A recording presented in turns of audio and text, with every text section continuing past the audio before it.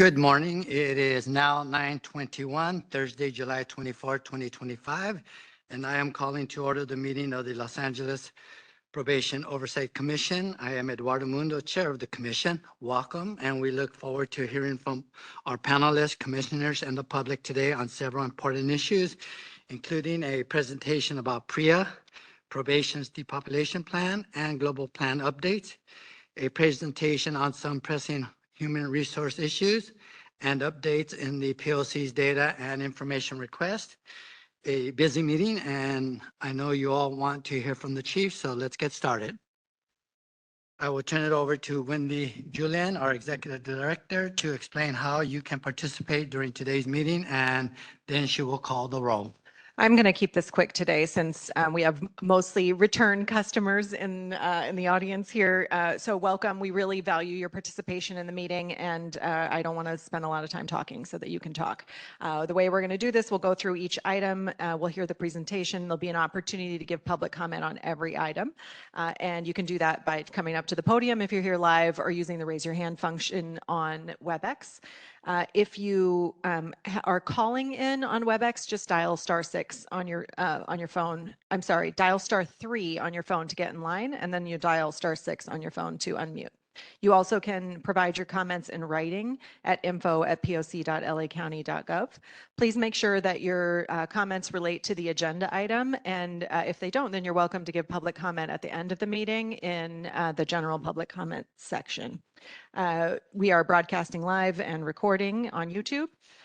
Buenos días, bienvenidos. Ya hemos iniciado la conferencia en WebEx y en persona. Si le gustaría hacer un comentario público, puede avisarnos que quiere traducción al inglés o también si está viendo la reunión por WebEx, puede usar el botón de levantar la mano y le ponemos en la línea para hacer su comentario público. I'm going to call the roll. Commissioners, please respond when I call your name. Commissioner Canales is absent. Commissioner Harris? Commissioner Jackson is absent. Commissioner Kakani absent. Commissioner Don Meredith? Commissioner Sam Prater? Commissioner Tyreek Shipp? And Commissioner Terry is absent, and Chair Eduardo Mundo. Here. So with 5 members present, we have quorum, and Chair Mundo, I'll turn it over to you. Thank you, Wendy. Let's proceed with item 2, the approval of the June 23rd regular meeting minutes. Wendy, do we have any written public comments or live public comments for item number 2? No written public comments. No one online. We can proceed with the vote. Okay, may I have a motion? Make a motion to approve the June 2025 minutes. Thank you, Commissioner Harris, and seconded Commissioner Prater. Thank you. Are there any changes to the minutes? Okay. Hearing none, commissioners, please vote with a voice vote. Aye. Okay. Approved. Great. Okay, so now we will move on to item number 3. We will discuss and take possible action on a report from the Los Angeles County Probation Department on its progress with ensuring that all facilities that detain youth are compliant with the Prison Rape Elimination Act, known as PREA, standards and training, including the implementation of new policies and practices. Probation Director Nathan Martinez is here with us. Thank you for being so flexible with us in scheduling, and thank you for the detailed report back that addresses the POC and the OIG recommendations. The report is attached to the agenda, and we made some extra copies here for the audience members. Director Martinez, please proceed with your report. Yes, first of all, thank you. Hear me all right on that one? Thank you for having me here for this report back. The Board of Supervisors actually positioned a motion back in June 3rd to encourage the development of this report back, not only for the board's information, but also to report with and work with the POC to continue reporting on progression with compliance as the department comes into compliance with PREA standards. As a part of the motion, unfortunately, I've been slotted to come do this presentation for a couple of months now, but with the motion, we're able to explain a lot of the questions that the POC had I believe there was 4 standard recommendations or concerns that the POC recommended last reporting out, and also 9 recommendations by the Office of Inspector General as we develop compliance measures to come into compliance with PREA standards. That was on top of the 10 items that the department already identified as next steps towards compliance. Luckily, all of them kind of merged together because they're all systemically within the scope of PREA compliance. So you have the report in front of you, which is I hope very detailed. I know there was a lot of questions last time, and I hope we were able to answer a lot of those questions based off of our previous discussions. A high-level report back for this would be some of the key elements within the report are, number one is recently with the president and his administration, they actually defunded the National PREA Resource Center, which was a technical and training assistance provider for all jurisdictions across the nation. Fortunately, I'm a member of the National Coordinators Work Group, National PREA Coordinators Work Group, so we're still able to share a lot of information and training materials and best practices. We have regular meetings as a national organization. Also, a lot of CBOs or subject matter expert CBOs within the nation or throughout the nation, such as Just Detention International, Moss Group, have opened up free resources and have engaged with the coordinators work group to be able to utilize those free resources, whether it's webinars or monthly meetings. Office hours is what they call them through JDI, where we're able to still share information with each other as we develop, implement processes, and continue the work of complying with the PREA standards. So that's the key part of it. Within that strategy, we've actually we were engaged with the National PREA Resource Center with 3 TTA or Technical and Training Assistant initiatives. We were able to complete one of them, and the other 2, unfortunately, were dropped off, but we're able to pivot to our collaborative partners and National PREA Resource Center work group to be able to continue those efforts in gaining compliance and developing processes and procedures for the department. A big feature of the report back is and concerns from the POC and OIG was specifying a lot of policies and procedures. Working with our policy unit, we've done a massive and comprehensive development of our policies, taking out our procedures. So we have 2 elements of policy and procedure. I know this was a concern or questions that were raised how are we able to fully implement these policies and procedures into practice? And this was an effort that we've undertaken. With the board motion, it also is requiring us to work with the POC to conduct a town hall with survivors and also justice involved personnel or lived experience persons in the community to help provide recommendations on how we can improve our practices of reporting, how we capture reports and how we process reports within our organization. So we look forward to working with POC. We've already begun the process of working together to schedule this town hall so that we can get those recommendations and incorporate into our publishing of our revised policies and procedures. So that's a big one. And the policies and procedures itself has really been an opportunity for us to not only address some of the concerns and recommendations from our organizations, our partners, but it really helps us to pivot to be able to, with a procedures manual now, to really fine tune processes and pivot to be able to address things in a more fluid nature and instead of going through an entire policy process when we have to make these adjustments for accountability or corrective measures.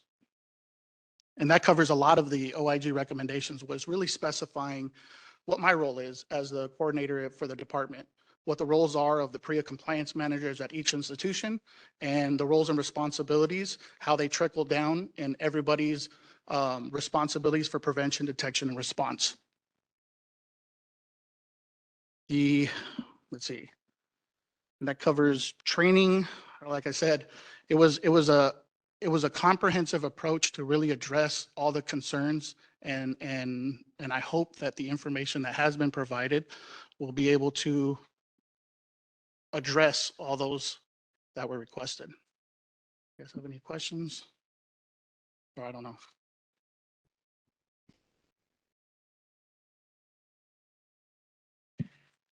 Commissioners, do we have any questions or comments? Commissioner Harris? So thank you for a lot of this good work and the report. I wondered if you could just get a little more granular with how this information is getting disseminated countywide, right? And just if you could speak a little more plainly about what the training process is for, line staff and just, department-wide. I think we see a lot, that there are good policies, but there's so many facilities and there's so many different units, and just that seems like it would be difficult for any, not just this policy, but for any policy in such a large department. So I wondered if you could just try to bring to light some of the things that you're doing to get this information really widespread in the department. Perfect. Thank you for that. Actually, I've reported a couple times with POC of just the nature, the extent of how we've come to develop this program in its entirety. One of those efforts was back in 2019, when I first came on board, we were able to get a grant from Department of Justice. That grant was really to expand our educational and advertisement of PREA throughout our department, where we not only the tangible items, the things that you could actually see, which is our signages across the board, even expanding beyond the PREA compliance measures or requirements, where we have signage and pamphlets for parents and guardians, coordinator for contractors and volunteers, really expanding pamphlets, something that's tangible that a youth could take back to wherever they're going, where they have that information that on how to report grievances, how to report anything pretty much. So those tangible matters have been incorporated and we're funded through this grant. As a part of that, we've also taken into, I took it personally to heart when we were part of the PREA, prior to the POC. There was a lot of town halls with the probation reform implementation team, I think it was, where we heard staff and even the community members really tell us that training was very necessary, right? Very needed. So when I became the manager over PREA compliance, it's been a core principle for us that we have 4 elements to it. We have policy, procedures, education, well, it's actually 5, because you do implementation and quality assurance, right? So in that and with this grant funding, we've been able to leverage resources throughout the department, and also with the grant. Just Attention International was one of our, coaches. And they were also a contracted service provider through the county when I first came on board and we first started developing the PREA compliance unit, to really tackle as much education as possible, but ensure that education really addressed the needs of whatever we were going to be educating on. Currently, we have a 4-hour education, which is through our JCOC, which is our Juvenile Corps Academy. So as officers come in, we have 2-hour annual refreshers, which the requirement is biannually. But we really made it for these initial years to really ensure that staff get that education on an annual basis.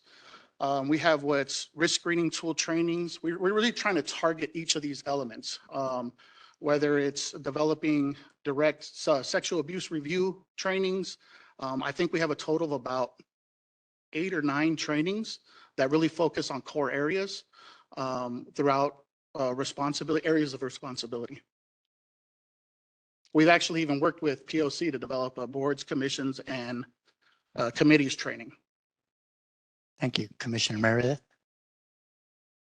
Following up on that, do we have adequate staff for you to provide training, or do we have people throughout the organization that have ancillary duties of providing that training in a facility?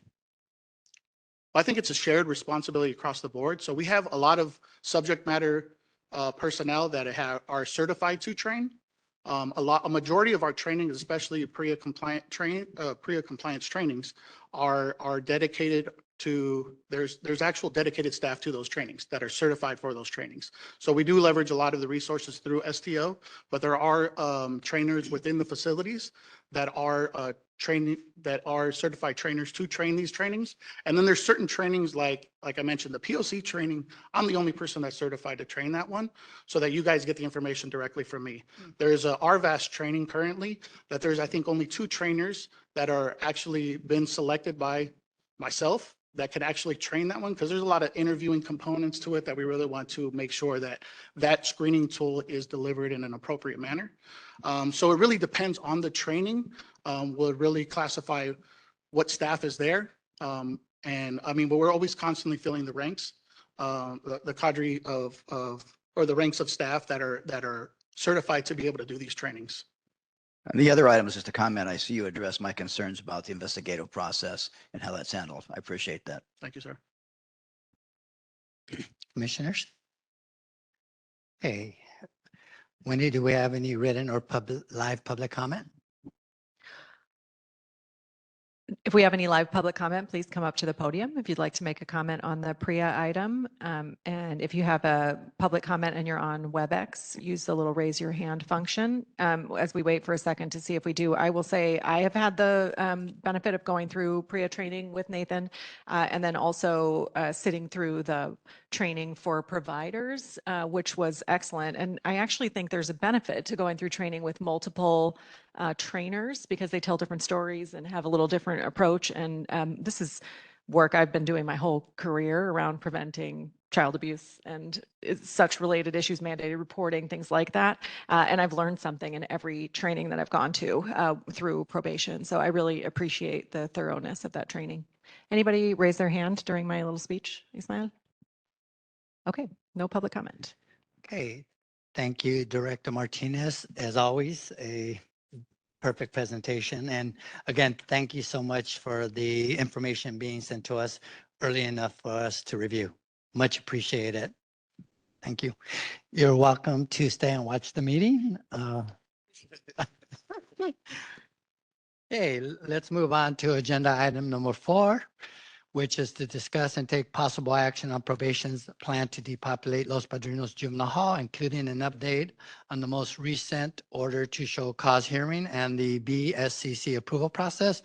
First, we will hear an update from the Probation Human Resource Manager, Deanne Carly, about call out and leave rates as they impact the staffing necessary to keep the facilities in compliance. And then Chief Guillermo Villarosa and Deputy Director Robert Arcos will provide updates. The data Ms. Carly will be discussing in her presentation was provided to the POC. Thank you. And it is attached to the agenda. We also attached the BSCC's July inspection of Barry J. Nardoff and their timeline as reference for this agenda item. Please proceed, Chief and Ms. Carly.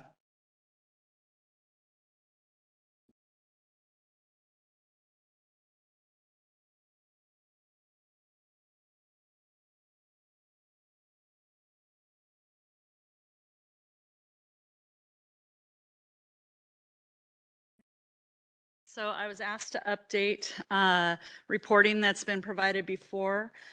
Slight modifications, trying to make sure that I'm including the pertinent information related and not giving you too much ancillary information that you didn't ask for. But of course, I'm prepared to answer, questions related to what was provided. So I don't know if you're planning on showing the report on screen or, okay. So I'll just walk through. What was provided was department staffing data for all employees and then institution staffing data for the juvenile hall and SYTF with budgeted items, active items, and FTE vacancies. Do you want me to give those numbers? Okay. So the department staffing data for all positions, we have 5,263 budgeted full-time positions. We have 3,738 active employees and 1,560 full-time vacancies. For the institutions, Los Padrinos Juvenile Hall, we have 794 full-time budgeted positions. We have 532 active employees with 262 full-time vacancies. SYTF, which includes Barry J. Patrick, DKC. SYTF has 337 assigned full-time budgeted positions. We have 284 active employees, and we have 53 full-time employee vacancies. So if any of you are doing the math, sometimes that math is off a little, and I'll explain because we don't always have full-time staff assigned to those full-time vacancies. So we may have 2 staff, for example, part-time sitting again. So sometimes those numbers don't exactly align, but those are the numbers at this time for our staffing data. Any questions on the staffing data? Commissioner Meredith? There seems to be a disconnect, and I'm not sure where it's at, because I talk to training staff, they point to HR, talk to HR, they point to backgrounds, whoever does it. We have all these vacancies, but we're putting through 6, maybe 9, 10 people at a time. And I'm trying to figure out why there was such a delay. Okay, so let me go to the next page and I can explain that a little bit. So on the next page, what was provided? Well, I provided some recruitment outreach strategies just to know what we're doing. Our recruitment unit has been highly emphasized in the last 2 years. We've expanded our recruitment quite a bit. So there's a lot of strategies that we've implemented in 2024 and 25 to try and increase that. But what happened is our entry-level position of DSO GSN, that was previously our entry level, we've stopped recruiting for DSO GSN and we've moved to DPO 1. So whenever we close an exam and we open a new exam, there's always a time lag, right? Because we have to have people apply, we have to review their applications, we have to go through the process of examination before we can place them on a list and we can put them into backgrounds. So for DPO 1, opened November 18th, 2024, we received 4,537 applications as of the end of June. We have accepted 3,040 of those. 373 people are currently pending exams, and we made 685 conditional offers. Of the 685, 23 of those were internal candidates. They've already been promoted to the item. We currently have about 229 candidates in background process. And so the reason we've had 7 DPO 1 trainees is I would ask you to think of a bell curve, right? These are the front runners. These are the first people to get through that background process. The application, the testing, and the background, it takes some time. We've worked very hard in the last 2 years to bring that time frame down, and we believe we're very competitive with other probation departments, sheriff's, fire, all of that, but it still takes time to go through that background process. So what you're seeing with that low number, you're seeing the marathon runners, you're seeing the very first people to get through that background. That means they had no issues, there were no delays, things like that. What we anticipate is as we continue to promulgate, we will start to see more and more numbers come through. So our first promulgation for DPO 1 was March 4th. So promulgation is when we say everybody has finished the exam and these are the valid candidates. That's when we can start to send a conditional offer.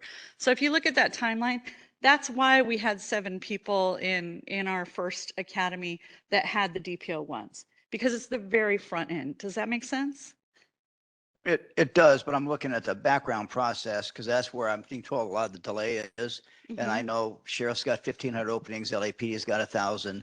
And I'm looking at our numbers. I'm thinking many of these agencies are actually, they have their X number of background investigators, or they've hired retirees to come back and train them as background investigators to try and get through the background backlog in a faster manner. Because we are personnel critical in this department. We are. We actually have 3 vacancies in our backgrounds unit. We've interviewed candidates and we're planning on making some offers within the next 2 weeks. We also were asked to help out with some of the staffing at LP during this time frame, which obviously, you know, our priority is to do that. But it does delay in a couple of cases, the background process. We do have all of our background staff conducting backgrounds right now. And like I said, we've interviewed internal candidates, and we actually have 6 highly qualified candidates for those 3 positions and hope to make offers within the next couple of weeks. I would suggest maybe being visionary like the other agencies and looking at retirees that want to be trained as background investigators and doing that part-time, or looking at contract services out, as many of the agencies have done, to try and help get rid of that backlog. Yes. If I could just jump in here, good morning. And that is exactly something that was already in place. So there were contracted folks out of the district attorney's office to help with the background process. I want to suggest a couple of things here, not negating the fact that Okay, Chief, I'm a big boy. no, not to contradict, but if you take a look at the total amount of time today that it takes to get through the entire process, it has improved significantly. We need to make these hires so that we don't fall back into having this long delay, but I don't think that's where the actual problem is. The real issue here is that we are doing everything possible to get folks trained, and that's why you see academies of 7 people. From a management perspective, I would never want to do an entire academy with the tremendous resources it takes for just 7 people, but we're doing it because we don't want to lose candidates by making them wait longer. So it's an exchange here. We can either wait until we have enough for a full academy of 20, 30 people, or we can go ahead and do more frequent academies at a higher cost just to make sure that we get the 7 or 8 candidates. And that's what we're choosing to do. But the real problem here is that there just aren't enough qualified, interested people that want to come to probation.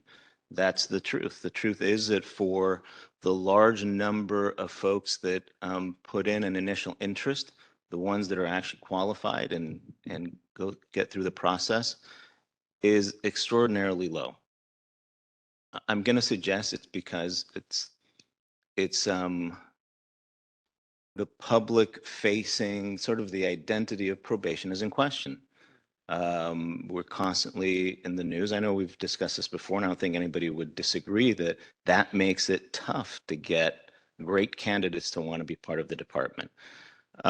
We've taken a look at sort of what's the right position in terms of what we're asking of our employees. And that's why the class was upgraded to DPO 1. Additionally, it has allowed us to be more competitive because of the salary. And initially, one of the concerns that I think folks rightly presented was that by increasing the qualifications, that it was going to be more difficult to get candidates in. That hasn't been the case, but it also hasn't fixed the problem, which is we have more vacancies and we need more qualified candidates than we seem to find in the neighboring. In addition to just getting entry-level candidates, we are trying to get laterals, and an incentive was put out so that we could hopefully find laterals at either DPO 1. That didn't work. So now we have, and I'm not sure, Dana, have we already released the solicitation for DPO? Yeah, DPO 2 lateral is open. So DPO 2 lateral is open with a larger incentive, and we hope that has some positive impact. Commissioner Prater. Thank you. I'm sorry, you may have already stated, but I think that, just in case there are no folks listening, I guess I'm having a difficult time understanding it. Maybe it's presented and I'm just misreading it, but I'm looking at apps received 4537, apps accepted 3,000 plus, right? Pending exams 373, and then the conditional offers made 685. Let's just say that's 665 or so, because 23 of those are internal candidates. When you say you have candidates currently in background process 229, but then an academy of 7, can you just walk me through in detail what you're learning about what happens? I can understand the delta between folks that's applying, right, 4,500, and then ending up with 7. But from the number of 229 that are currently in background process and ending up with 7, can you just, I'm not clear about what are the specifics about why only 7. And then if you have that much attrition or that many folks who don't make it through, who clearly gone through, it looks like all the other steps, right? From application submission all the way to exam, conditional offer, and backgrounds. that even the delta between 229 and 7 is extraordinarily low. And so are you doing any interviews with folks who don't make it through to find out what is the reason? Is it, are candidates withdrawing at that point? Tell me with clarity, what is the issue, what happens, and not just saying we're just having a hard time finding good people feels like a broad stroke. And so can you get more granular about what happens between the 229 who are currently in the background process and why only 7 make it into an academy? I sure can. I anticipated that you might have questions. I appreciate you. Thank you. So, Carlisle, can I just add, can you also explain where the 400 something people are between conditional offers and going through background process, where they are? yeah, I sure And, can. and at what point the conditional offer, I will do my best. just because, at what point the conditional offer is made? Is it before exam, after exam, in between? Just lump it in one, All right. one long paragraph. So this data is not going to align exactly because I tried to give you the data as you asked for it. But as of 7/21, because I asked my team to give me the most current update. So we have the 685 people that we sent a conditional offer letter to, right? The first step in the background process is to do the live scan. So the way the background process works is legally we have to do the least invasive process to the most invasive process. So there's a process. Go figure. So live scan is the first step. A background file review is the second step. Then medical, then psych and medical are the final steps. So in that first step for the live scan, 138 of those 685 just no-showed. And we have practices in place to call them. Are you reading? You're giving numbers. Are they in front of me too? Yeah, I have my notes. Oh, they're in your notes. They're not in front of us, right? Those numbers. Okay. No. So for live scan, we had 138 people that no-showed. We follow up, we call, we remind, we send a postcard, emails, we do our due diligence to try and get them there. But for whatever reason, 138 candidates decision no-showed. 68 actually called and said they were withdrawing. There's a variety of reasons that are given. Most are just something else came up, another job. I've changed my mind.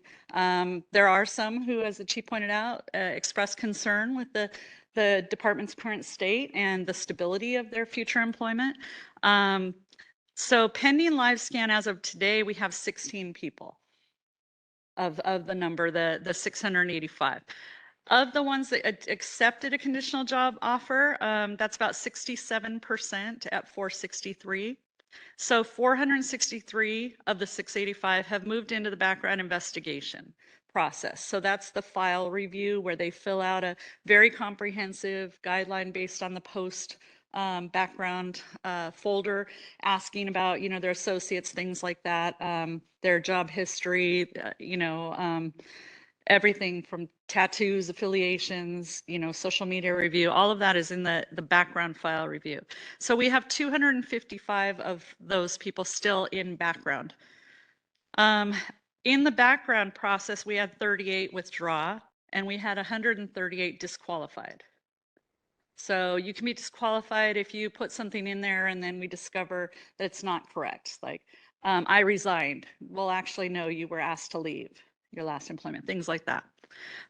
So of the ones, of that number again, we have moved 32 to med and psych. 2 were considered not suitable, so they withdrew from med and psych. 15 are pending med and psych. We have about 15 in med right now and 15 in psych, and we've cleared 15 at this point for final offer.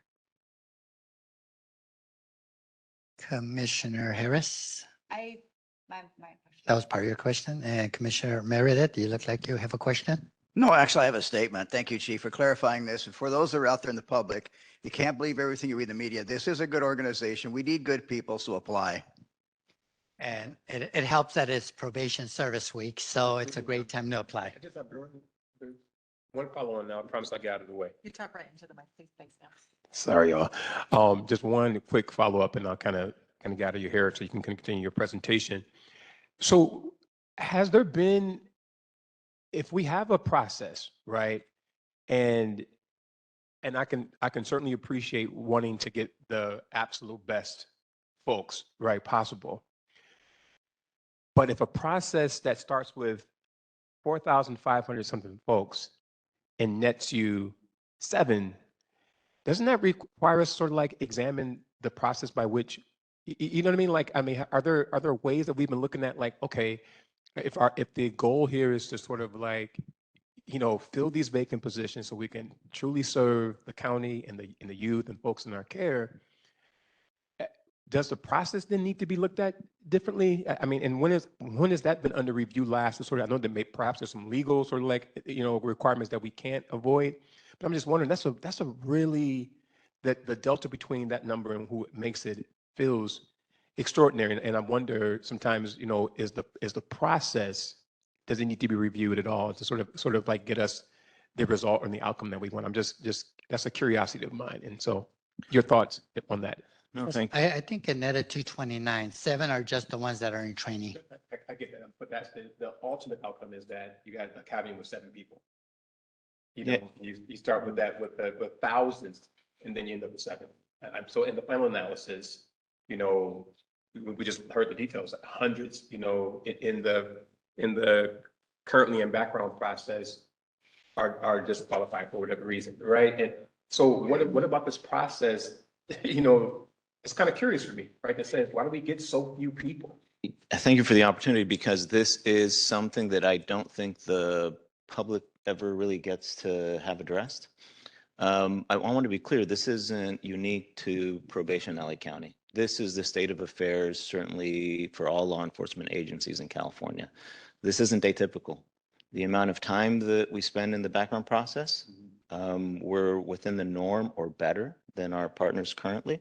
We still have area for improvement. For example, doing that background process as quickly as we can, humanly possible, and still responsibly.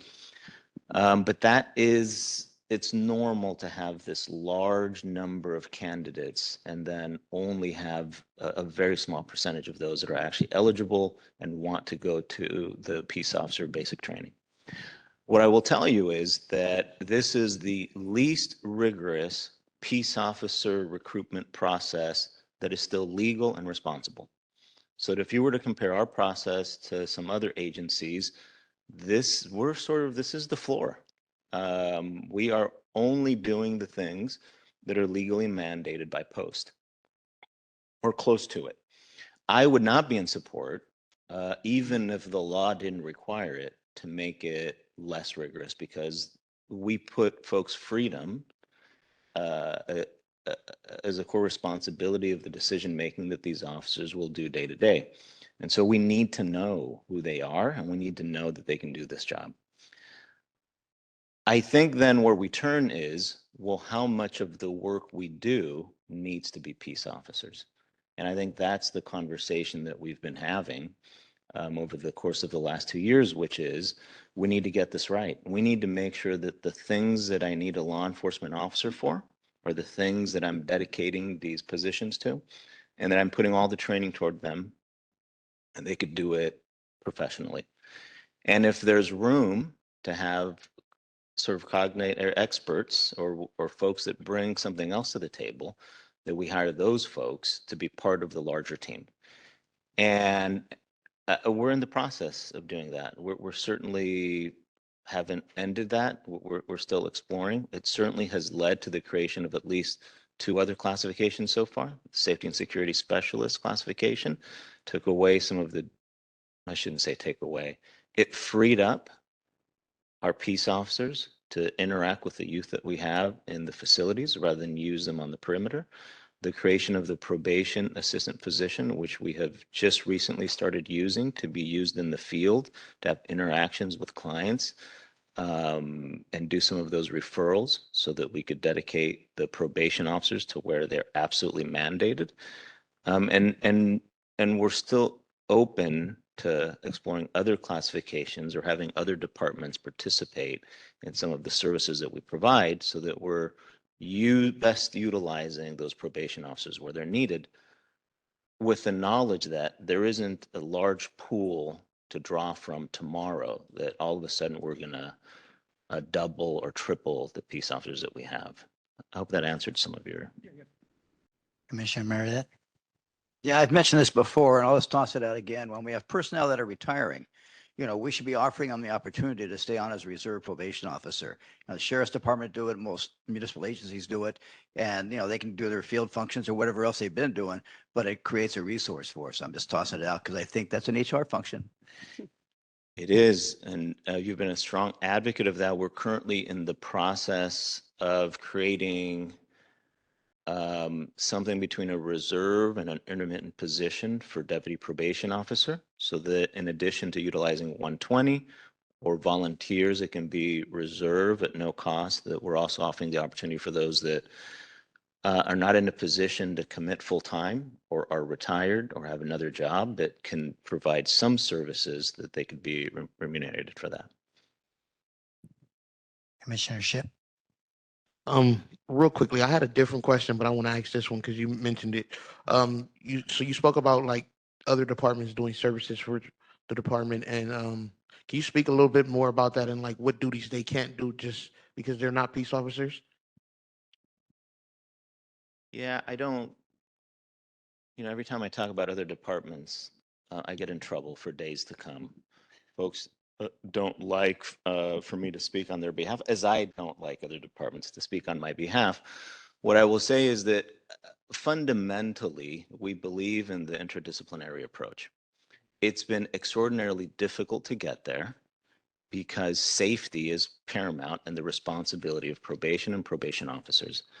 And so it's our job to create an environment that allows for these other departments or vendors to come in and provide those additional services. And that's where we've been stuck, because it requires a certain number of peace officers to create that environment to then be able to bring other folks around. And it's tough to convince folks that no, the way the environment's going to get safer quickly is if we all show up together. And if you keep waiting for this to happen tomorrow, that we're just in this vicious cycle of it's not safe enough to go in, we don't go in, so it's less safe because the youth don't have activities and they don't have other. So to be quite honest, we've sort of been stuck in this cycle. What I absolutely want to make sure we're clear on is that the BSCC, or the state regulator, only counts those peace officers for direct supervision. So that when we come up with solutions that say, I'm going to bring in this other person that's not a probation officer, that doesn't count. While we welcome it, it doesn't relieve us of the staffing requirements. But like what I'm asking is like, would that be data or programming or like is that I don't know, maybe lunch or like what are those things that other departments can do that it doesn't go against that state regulator or that BSCC management? Like what are the things that you are having them do, since you said like you are bringing them in? Yeah, no, we, contrary to popular belief, if you go to one of our facilities on any given day, there are a whole host of folks from other departments and different vendors present, whether it's religious services or they're for educational reasons. So we have teachers, social workers, there's physicians, there's nurses, there are all sorts of people, and we welcome them. Unfortunately, none of those count toward the state requirements, but I believe they improve the environment and they improve the services that we do. So it's tough for me to describe it's probably easier to say what they can't do, because we can have folks come in and provide vocational, educational, art services. It's almost unlimited. It's just that the peace officers have to be there at a certain ratio regardless. The reason why I asked that because I was questioning whether this was something new or like what the department has been doing, where DYD brings in contractors or another department brings in contractors. I wanted to know.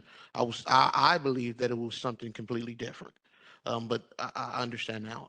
My second question is, did you give any more thought to the discussion we had last time about having a pipeline between people who already work with the same population and to like this probation application situation?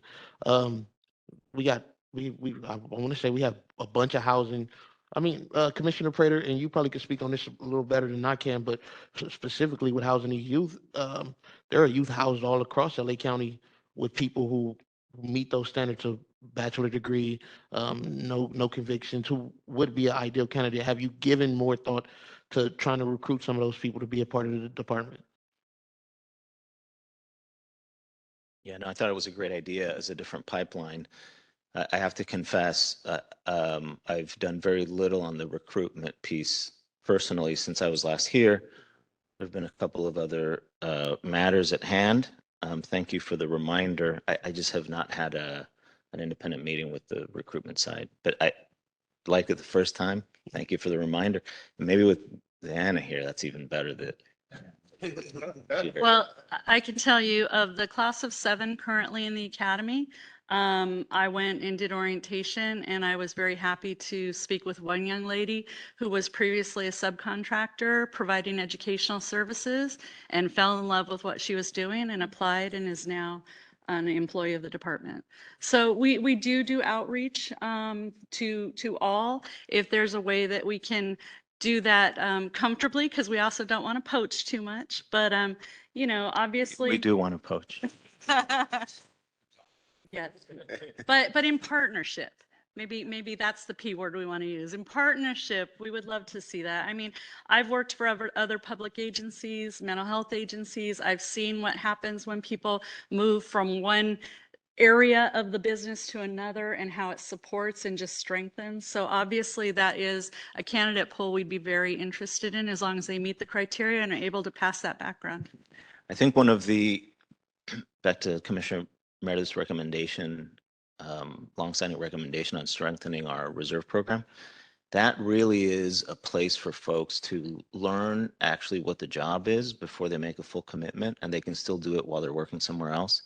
So we'll get together with personnel, and maybe the reserve program for those folks may be a great way for an introduction. All right, Commissioner Prater. I just want to flag here that I have a question once you finish your presentation. Okay, so just to go back on track, I do want to remind you the 7 is not the final outcome from the numbers. The 7 is just who's made it cross the finish line. Our hope is that, just like in a marathon, or I'll use a sprinkler system, you turn it on, some of those old creaky systems, takes a while for the water to get all the way to the last sprinkler, but we're going to follow it all the way through. So our goal is to see those numbers increase. And preliminary data, because again, we're still in the process, but we are seeing more of this group of candidates coming to the live scan than we did previously, coming with all their information completed with a better understanding. We think that's in part because of some of the tools that we've provided in how to fill out the application, some of the support, but we are seeing better outcomes just preliminarily. So that's something we are tracking, and we're hoping to show that, you know, when we get to the end analysis of this particular recruitment, that we can show, hey, we had better alignment. We were able to reach candidates that were, you know, instead of only getting 12% through, we were able to get 20% through. So those are some of the things that we are tracking. It's a little early in the data. Like I said, those 7 they're your marathon runners. They crush that finish line first, but hopefully they'll be followed by hundreds and hundreds of others. That's our goal. So moving on, the question was about terminations. So I provided termination data from last year and this year. I hope you had a chance to review it. Are there any questions about that? Did you want me to run through basically for sworn terminations in January, December last year, 2024? We had 379. And for this year so far, we have 118. When you say terminations, is that people that were relieved of their duties for some reason, or does that include retirees? That includes every reason. So that's personal reason. That actually includes transfer. If somebody left our department and went to another county department, any separation. Termination is just the code in the system that we use, but it's not a negative code. It doesn't mean discharge. It just means they have terminated their service with probation. And I'll be honest, we expected to see for the last few years larger numbers just based on our demographics and our staffing. We expected to see larger numbers of retirements. Of course, it's hitting us very hard when we're trying to recruit at the same time. In a perfect world, for every retirement, you have a new person coming in. But as we've talked about the hiring, I did give you academy hires for 22, 25, so you could see the numbers. As a reminder, we had a hiring freeze until 2022. We were still hiring people because what we did is we had a previous promulgation, and as long as we've made that conditional offer, so we never want to turn off our hiring. So we had strategies in place, and that's why you see that we had 67 hires in 22, even though we were under hiring freeze. That was the tail end of a previous promulgation, a previous group of people who had gone into and accepted a conditional offer. But then you can see in 23, the numbers rose dramatically because we were able and opened up a new recruitment. And then you start to see them change in 2024 and 25 because we changed our recruitment strategy. We went from that one classification, closed it, and opened up a different classification. So again, the startup time impacts, but we're hoping as we go into 26 that we'll see numbers more like 23 and higher, obviously, is our goal. But you can tell from the numbers that we have a gap, and we're working very hard on filling that gap because we have vacancies. That's what the first set of data that I gave you was, all the vacancies, the hires and the terminations. It's simple math. We have a job in front of us, and we are doing our best to focus on recruitment and hiring. Any questions on the hiring data? Okay, so we'll move to leave metrics. These leave metrics, I've provided numbers and stats basically as requested for the 6-month period. So number of staff on continuous leave of absence, as of the end of June 25, we had 541. If you go back to January 25, 584. So there's some fluctuation there. But if you take an average, it's pretty stable overall. These are people coming in, people coming out. There are different people on leave. There are different reasons for their leaves. But that's the continuous leave of absence department-wide. Number of staff with approved intermittent leave department-wide, 566 in June, 594 in January, and you'll see that same sort of fluctuation in the chart. Going to the number of staff on continuous leave in the institutions, as of the end of June 25, we had 170. In January, we had 153. You'll see some fluctuation there, not the same fluctuation as in the other chart. You'll see some ups and downs there, where it was 153 in January, 161 in February, 149 in March, then climb back up 156 in April, 166 in May, and 170 in June. Number of staff with approved intermittent leaves in institutions, January was 175, in June 216. Just for people who weren't here the last time you presented, can you just describe or explain the difference between continuous and intermittent? Absolutely. So continuous leave means exactly that. I'm approved by a doctor to be off from November to January to recover from an illness, to receive care, surgery, things like that. I'm on continuous leave, so I'm off work continuously. Intermittent leave under FMLA, that's a leave that you can request. So I'll use myself as an example. I have an intermittent leave on file to care for my parent. My parent needs doctor's appointments, things like that. So once in a while, I will request time off on my intermittent leave to take my senior mother to a doctor's appointment. I can also have an intermittent leave for myself if I have a condition. Let's say I have migraines, so I can request certain days off. And intermittent leave, the challenge with that is it is approved, but because we can't predict it. So with a continuous leave, we know Deanna's off work for 3 months. We need to get someone behind her and get that taken care of. But intermittent leave typically comes up if it's for a doctor's appointment, for example. Yeah, you can give a week's notice, however long. But if it's a condition that flares, generally we don't get any notice. It's a same day absence. So it does impact operations pretty significantly. Did that answer the question? Yes, thank you. Okay. Commissioner Meredith, followed by Commissioner Harris. Yeah, on the call outs, my sources, two of the facilities indicate that on 3-day holiday weekends, the same people called out all the time. Do we have a way of tracking that? Okay, so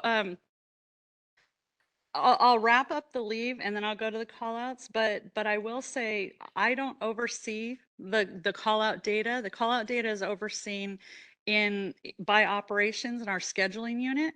So the data comes from them. What HR does to assist with the call out though is we have several targeted things in place to address this absenteeism. So when you say if a pattern is seen by an employee, yes, it's being addressed pretty much immediately. We're focused on no call, no show, overall attendance, whether it's within our guidelines, and we're focused on tardiness as well, because all of those things impact, right, our ability to serve. And when we started focusing on tardies, for example, in February, we didn't focus on 5 or 10 minutes. We gave people, we know that it can be challenging to park at LP and get into the building. We're talking about people an hour or more tardy. And what we saw in February is as soon as we started to address it, the numbers started to drop. But every time there's a change, scheduling, holiday, we see those numbers go up again, but they drop. Overall, we've been pretty happy with the impact of addressing them, because our call outs and our attendance has improved. Overall, it has improved. In fact, if you look at the call out data here and the call out data that was provided at the last meeting, you can see those percentages have gone down. So overall, the staff are aware that that's something that's important and that we're tracking it and we are addressing it. Commissioner Harris had a question on leave. Right? On the leave part. So I have this distinct memory of my very first POC meeting asking you the same question, but I want to make sure I'm tracking this right. So I'm looking at Los Padrinos and I'm looking at the first page, and right now you have 532 active employees. Mm-hmm. Does that include or not include the 146 unique employees who are on continuous leave? That includes. Okay. So 130 is a subset. Okay. So you are, whoever is the superintendent of LP is actually technically working with 386 employees that are available to come to work. Someone who's on continuous leave is not available to come to work. Correct. Is that an accurate statement? Yes. Okay. And then I really appreciated your examples of what intermittent leave means, because I think that's really helpful, that caring for a parent or having a migraine flare up, like we can't discount those people as coming to work, but they may not come tomorrow because they have a migraine and they have to stay in bed. So the numbers are, I guess, lower than what, not, and this is not accounting the recruitment, the vacancies, but actually just the available people to come to work. Correct. Okay. And to that point, so if you look at, page 3, I think it is, it's broken down by Los Padrinos and SYTF, just above the call out data. At Los Padrinos, we have 130 unique employees, because again, you can have more than one intermittent leave. I can have one for myself, one for a child, one for a parent. You can have more than one intermittent leave on file. So we want to make sure we know how many unique, because we may have 500 intermittent leaves, but we only have 100. So at Los Padrinos, we have 130 employees unique that have approved intermittent leave. On continuous leave, 146. On 4850 leave, 33. And on light duty, 32. So you subtract all of that from your number on the first page of 532, and that explains why deployment is so critical.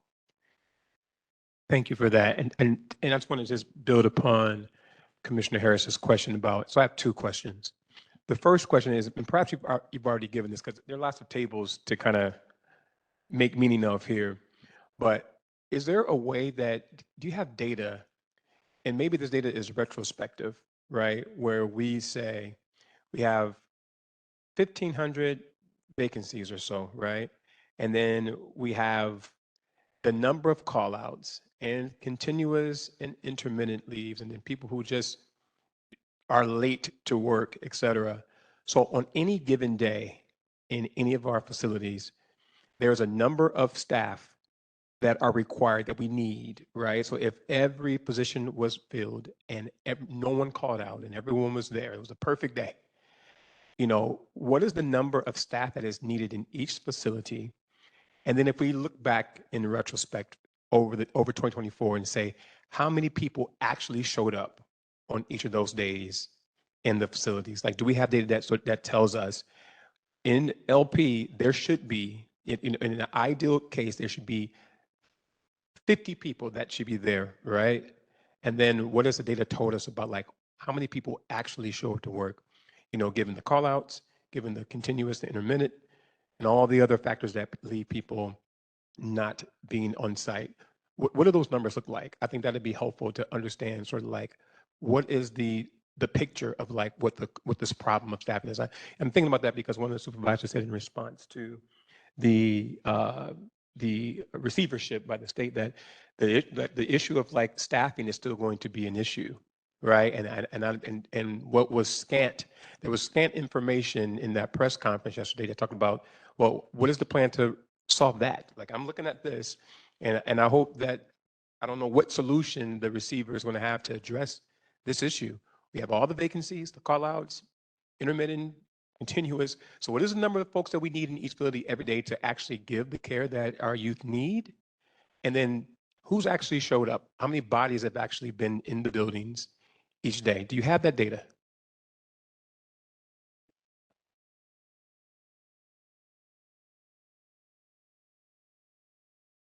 We do. I appreciate your questions because it's allowing us a platform to explain what we've been doing for the last 2 years.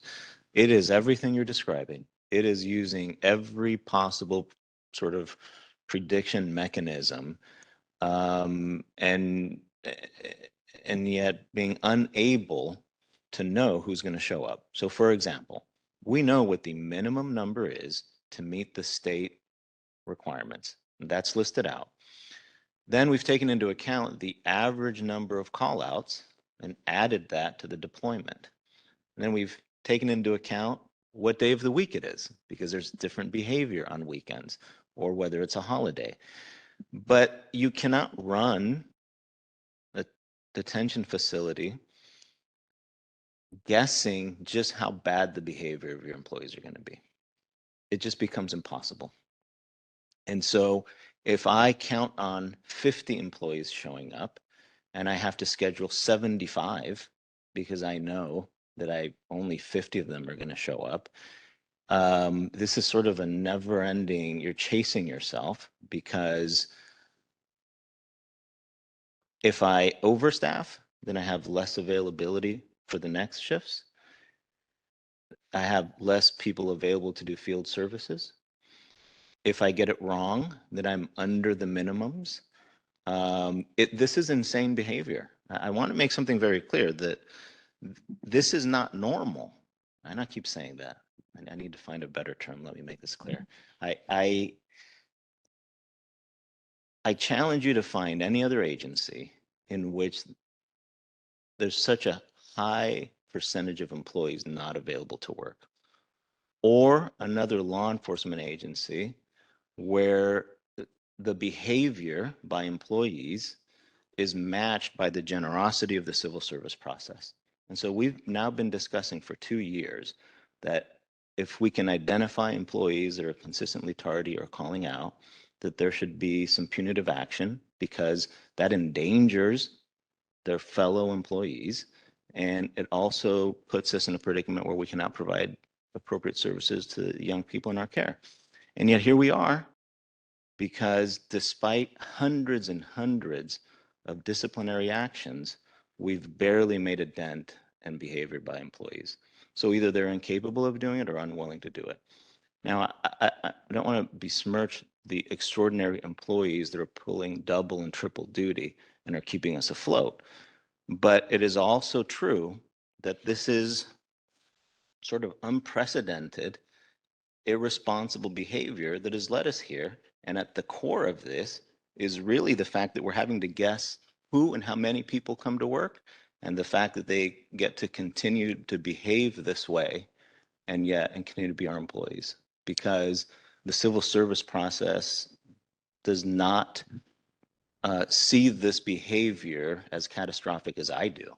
I think that if you're a no-call, no-show, and that means that someone may have to work 16 hours and that they're missing picking up their child, or that we go below state minimums because you didn't show up to work and we end up in a receivership or any of those things, to me, that's actionable behavior. You are unfit to be a peace officer. I seem to be out of line with the county's current process. And that's okay. Yeah, I'm going to no comment on that part, but I hear you.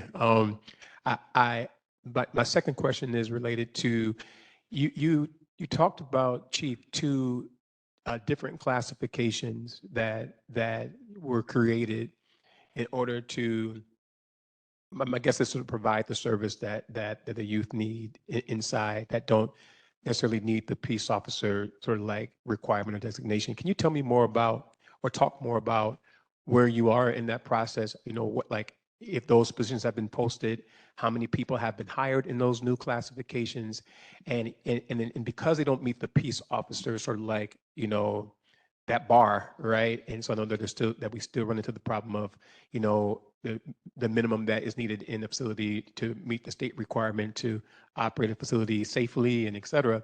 But tell me more about the role you imagine these two new positions playing, and with respect to the care that is happening, and what relief these two new positions are providing, you know, to our peace officer staff. And so we just would love to know, I have a data about how many folks apply for the DPO1 position and go through that whole process. But can you share more about, you know, where you are, you know, in the progress with those two new positions, and if they've been finalized, who's applied, are they hired, et cetera? So the DPO1 position is an existing position. What we did was we consolidated the many different classifications we had and made an internal assessment that what we're requiring of our staff is much more than when the other positions were created. And so we've elevated the entry-level position to DPO1. It is also more highly compensated.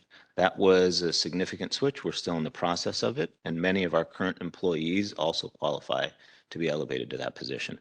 Moving forward, it allows us to utilize classifications in more locations.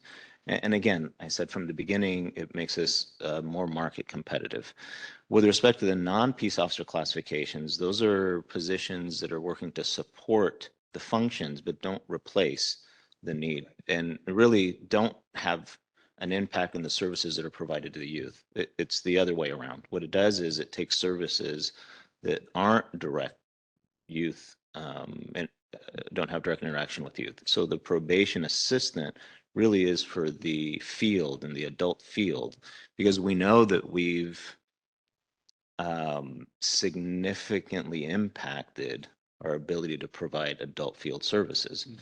And because it's unlikely that we're either going to miraculously have a high percentage of our staff that has requested accommodations come back to work, or hire quickly, there isn't, like I said, this pool that we're waiting on. We've had to reimagine how we provide those services. The other position I mentioned was a security position, so that we're not using our peace officers essentially as security guards. That's been deployed. That position, we already hired folks into it, and it's currently deployed at the two facilities. The probation assistant position we've started initially was being used internally for folks that were going through a process in which they were leaving the peace officer classification, but we still want them on our team. They still have subject matter expertise. It's a position that would be made available to them if they qualified. We're now at the point where we haven't had enough of that movement, so we're opening, or we will be opening it up to hire externally for that position, and hopefully that'll sort of expedite the amount of assistance. Did I miss any part of it? Yeah, thank you. So Ms. Carla had a hard stop, and so if we can just let her finish her presentation. Thank you. which we passed. Okay. So if there's no other questions on the leave questions, the call out data has been provided. Again, that's a collaborative effort between operations and our scheduling unit. But the data has been provided, and I noted from the last presentation that overall the averages have dropped a slight bit, which is hopeful that all of our processes to address call outs, no calls, no shows are making some impact. So you can see here at Barry J. Nido, for example, between January and June, it varied from a high of 11 down to 8. So it looks like it's probably about a 9%, somewhere in that ballpark, overall average. If you look at the next page, callouts by staff type, we broke it down as requested previously between staff that were assigned and deployed staff. And you can see the averages there. Again, a little bit lower than the last time this was reported. So that's hopeful that it will continue to get lower, that we have callouts. Los Padrinos from January to June, 8%, 9%, and 8%. So a little bit lower average of callouts showing there at about 8.25%. And then callouts by staff type, again, on the next page, it's broken down into the LP assigned staff versus the deployed staff. And what it appears to show is it just depends on the shift in the time. I don't think there's any correlation that can be drawn between the deployed staff and the LP assigned staff, meaningful data from this example, but it is broken down so you can see it as was requested. So the data from the call out reports is now cross-referenced with the data from the scheduling app. As I explained last time presented, what we found was the call out app is a simple app. If I call it and I report that I'm calling out, it's going to mark 1. If I hang up halfway through and then I go, oh, I better call in, it's going to report 2. So we have to cross-reference that to make sure that Deanna called out on the shift that I was actually supposed to, and I wasn't already pre-approved for vacation. So there were a lot of things. We were basically over-reporting the call out by reporting it just straight data. Now, actually, thanks to your request at the last meeting, we're cross-referencing that data for the same thing, basically to make sure that we're giving you individual numbers that we've checked against. There's no duplicative. And so that also may account for the percentage change. And that's it for my information. Any additional questions? Commissioner Ship. Yeah, so I do want to talk about like around staff and morale in general, right? We've heard mixed reviews from staff around some are happy, some are really dedicated to the position, some aren't. Do you guys track a few things? So do you guys track attrition of new hires? How many people leave, right? The retainment of new hires, how many people are there in 6 months? How many people of those same new hires are there 2 years? How many people are there to become field officers? Are those things that you track? Yes. Would we be able to get that type of data? Yes. Because I do want to point to staff morale, and like I said, we've heard mixed reviews, and so we want to make sure that it's not a thing where new hires come in. As we've seen, you said we've hired around 300 people. We want to make sure those 300 people stay there at some point, and I'm hoping that isn't because of staff morale or anything, but that they just stay there. Yeah, we're trying to track any metric that may help us to impact the hiring, the recruitment, the retention, all of that. We get data requests in HR pretty much daily, and everybody's data request is slightly different. So we're very responsive, but know that a lot of this is spreadsheets. It's a lot of staff time, and it's a point in time process, for example, for our leave reports. It's a cumulative process for some of our others. We're tracking everything.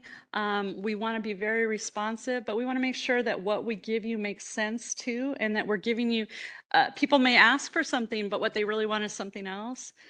So any requests that we receive, we will do our best. And if we don't have the data, we'll explain to you why we don't have that data. And if we do, we'll explain what we're presenting. No, thank you. I would appreciate that. Thank you. Okay, thank you, Ms. Carly. Chief. Right, just to piggyback on that, morale is low. Like, and we will provide you all the information that we can. Rest assured, we've looked over this data and what can be done time and time again. I can help you skip right to the analysis. The issue here is don't know what staff can show up on any given shift. Usually the way that you staff for an operation like this is with a relief factor, 1.5, 1.75, let's say even 1.8. If we're functioning now, probably 3 to 4 as in order to make that, that's impossible. And morale is low. Our staff is exhausted. They don't see a light at the end of the tunnel. They're doing jobs that they didn't anticipate they would have to do under appalling conditions. That's tough. Our hiring strategy, probably at this point, the best it can do is keep up with attrition.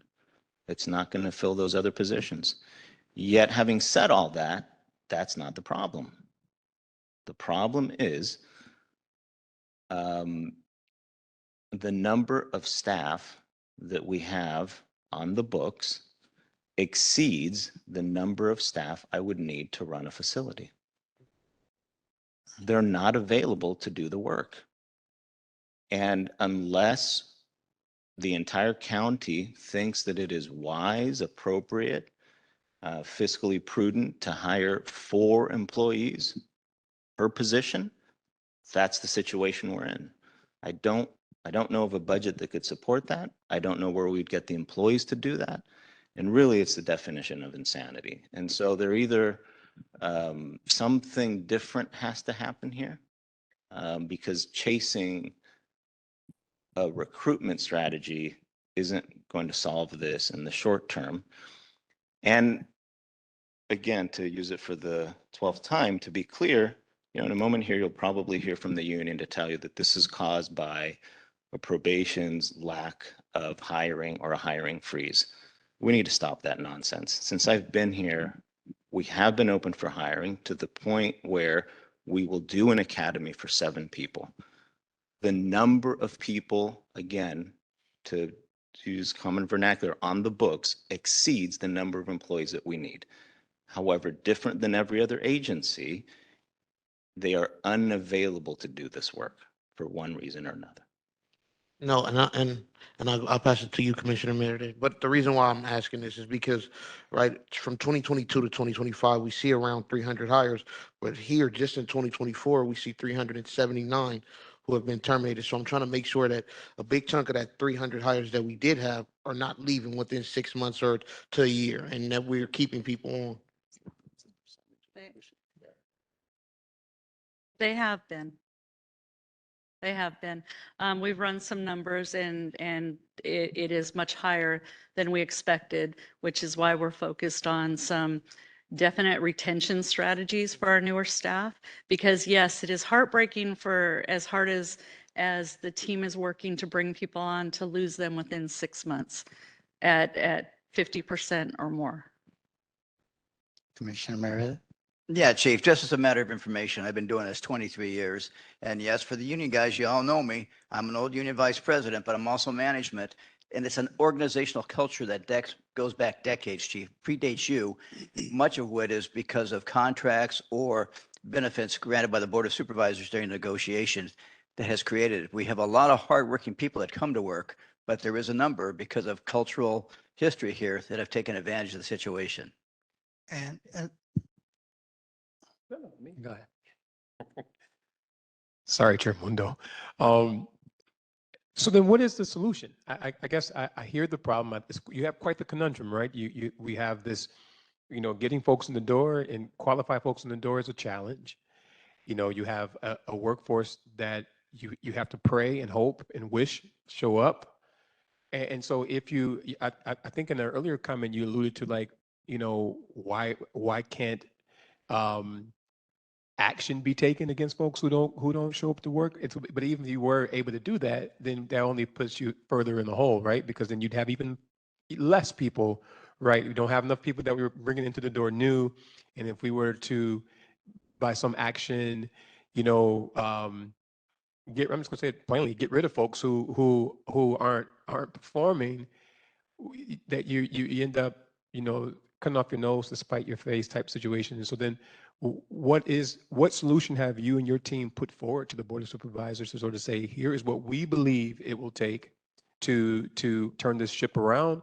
Or are you guys just like, my hands are up in the air, I have no idea how the hell to get this on track? Tell me what you guys have offered in order to resolve this. You've never heard me say I'm out of ideas. That is not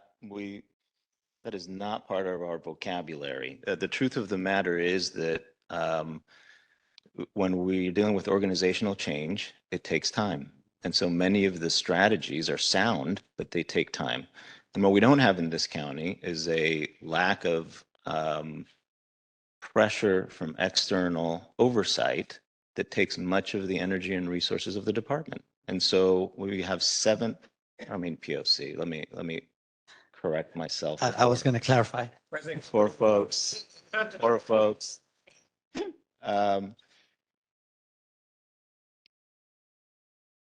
The direction that the department takes is we're forced to pivot and do things that are not operationally sound because, for example, the BSCC has a particular finding which doesn't allow the time for correction.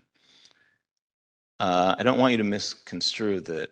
I'm not saying that our oversight bodies are incorrect in their findings. The manner in which we can get back on track requires lengthy correction, not 60 or 90 days. And every time we move, it sets us back in being able to do that. But I'll put that aside because that's a chief complaining about oversight boards and managing the department. The real issue here is that I disagree with the way you described. I do need to know who the employees are that are professionals. And even if that's less folks, it creates stability. Instability is the greatest harm that we have. It's the guessing, it's the knowing what we can count on tomorrow, which is impossible to manage. It also creates internal friction and discord between the different bureaus and employees because folks see that I just worked 16 hours and this other person didn't come to work because there was a fight that they wanted to go attend. And yet both of us continue to get the same salary and both of us continue, I'm exhausted, why am I doing someone else's work? That internal friction is the opposite of what law enforcement officers should be supporting each other. And so I disagree with that. We need an action that gets us to who is ready, willing, and able to do the work and who is not, so we know how many employees we actually have, and then we have vacancies to fill. Once we have that, then we can truly implement the interdisciplinary approach in which our partners and other folks that aren't supplanting the ratio requirements, but that can have an impact on the environment inside the facilities can really, take hold and take foot. That's only one thing. The conditions, the salaries, all of those things for the employees that we have are important. We're currently under negotiation, so I'm not going to speak in detail, but the level of work that we're requiring dictates that we need to have a conversation. If I want you to perform at this level, am I paying you adequately? Do you have the right type of retirement to account for the physical exposures that you're going to have? Do you have a training center and professional training? All of those things matter.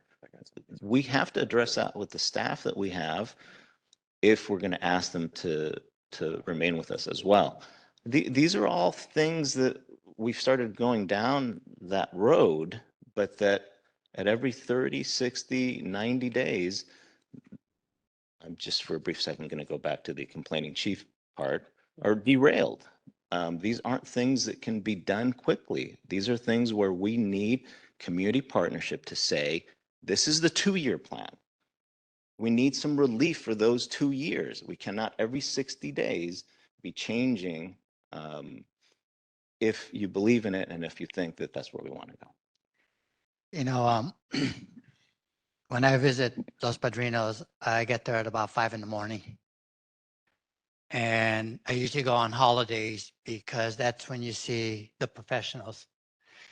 And I've been there enough times now that I recognize the people that are going in. And we always talk about the people who are not showing up, but I just want to lift up the people that do show up. I want to share this. The last time I was there were no less than 4 staff that walked in either holding games or puzzles. They sit next to me and they're not happy. Morale has always been an issue. 30 years in the department, it's all perspective. There's always been somebody who's unhappy. It's a county agency, just part for course. But there is a core of staff that are showing up, and they show up on the holidays and they show up before 6. And I've been there enough to recognize the faces now. So just be mindful that we really have to lift these people that are coming to work. So maybe we can move on now, Chief, with the other subjects that you have to cover today that people have come here and packed the house to see and hear.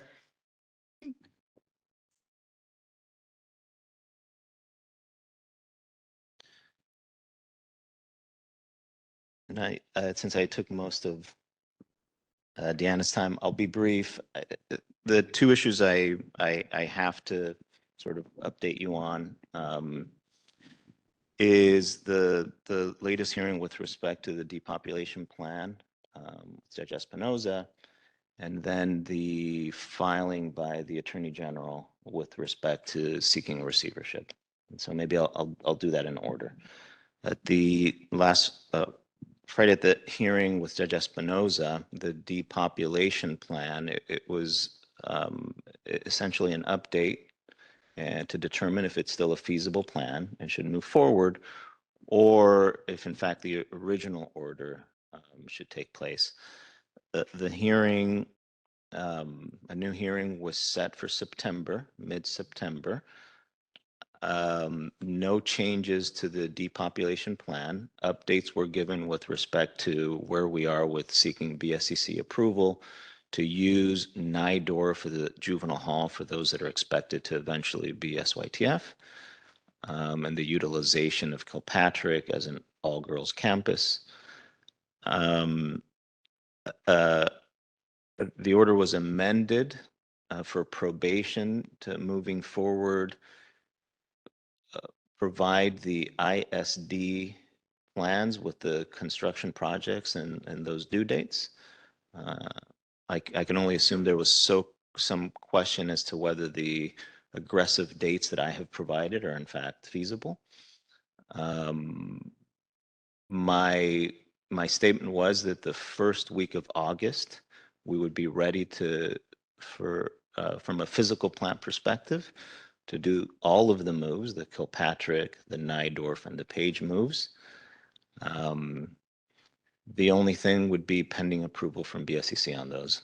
Part of the update was also the most recent finding from BSCC in our request to utilize Nydorf for a juvenile hall in addition to an SYTF as 2 separate facilities on one site.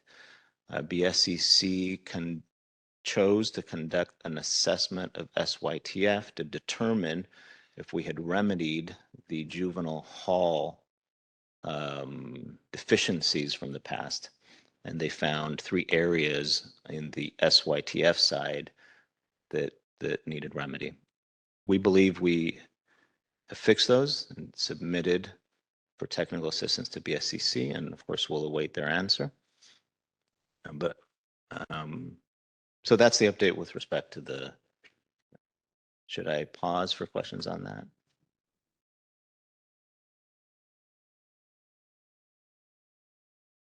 And then the other piece is that, as I'm sure you're all aware, that the Attorney General has indicated that he'll be seeking receivership. There's a hearing, I think, being conducted today it's a technical hearing in which, they'll decide a future date, 30 or 60 days for the state to be heard and for the county to provide our facts, whether a receiver in order to remedy the noncompliance items in the settlement agreement should be named. That's I don't know that there's much more specifics I can give with respect to that, other than what the Attorney General has said publicly, but I'm happy to try to answer any of those. Commissioner Harris? First, a technical question. So I observed in the motion that the county council was served. Is that who's going to be representing the county and the department in the Superior Court hearing? County council's there today. Okay. Moving forward, whether it'll be private counsel or not, I'm not sure. Okay. I know O'Melveny and Myers has been representing the department, I assume at your request, on the BSCC appeals process. Would that be?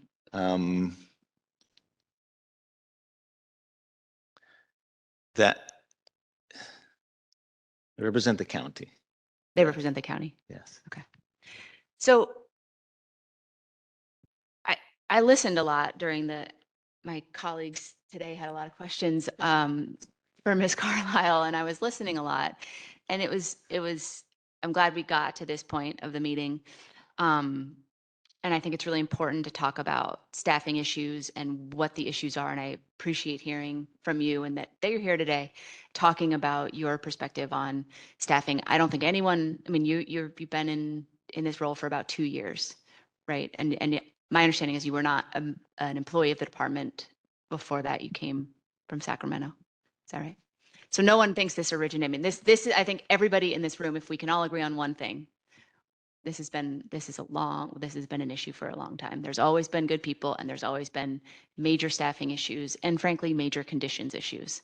And that's, I just can't go without talking about what this means and the conditions that it creates in the juvenile hall, which is really what I think we have to talk about. That's why the county's in Superior Court right now, why the AG has opted to step in the way. It's not, it's not just the BSCC and the depopulation plan that we're talking about, but independently, right? There's been the AG overseeing a lot of the same issues. And the way the AG has explained it is they had to go through a number of really serious legal steps. And I hear, your complaint about the short timeline, but the short timeline, at least on the BSCC staffing, I mean, there was non-compliance earlier in 2024, and then there was a little bit of time where it was everything was in compliance, and then it's not. So it's not, I think it's a little, my perspective is that it's a bit of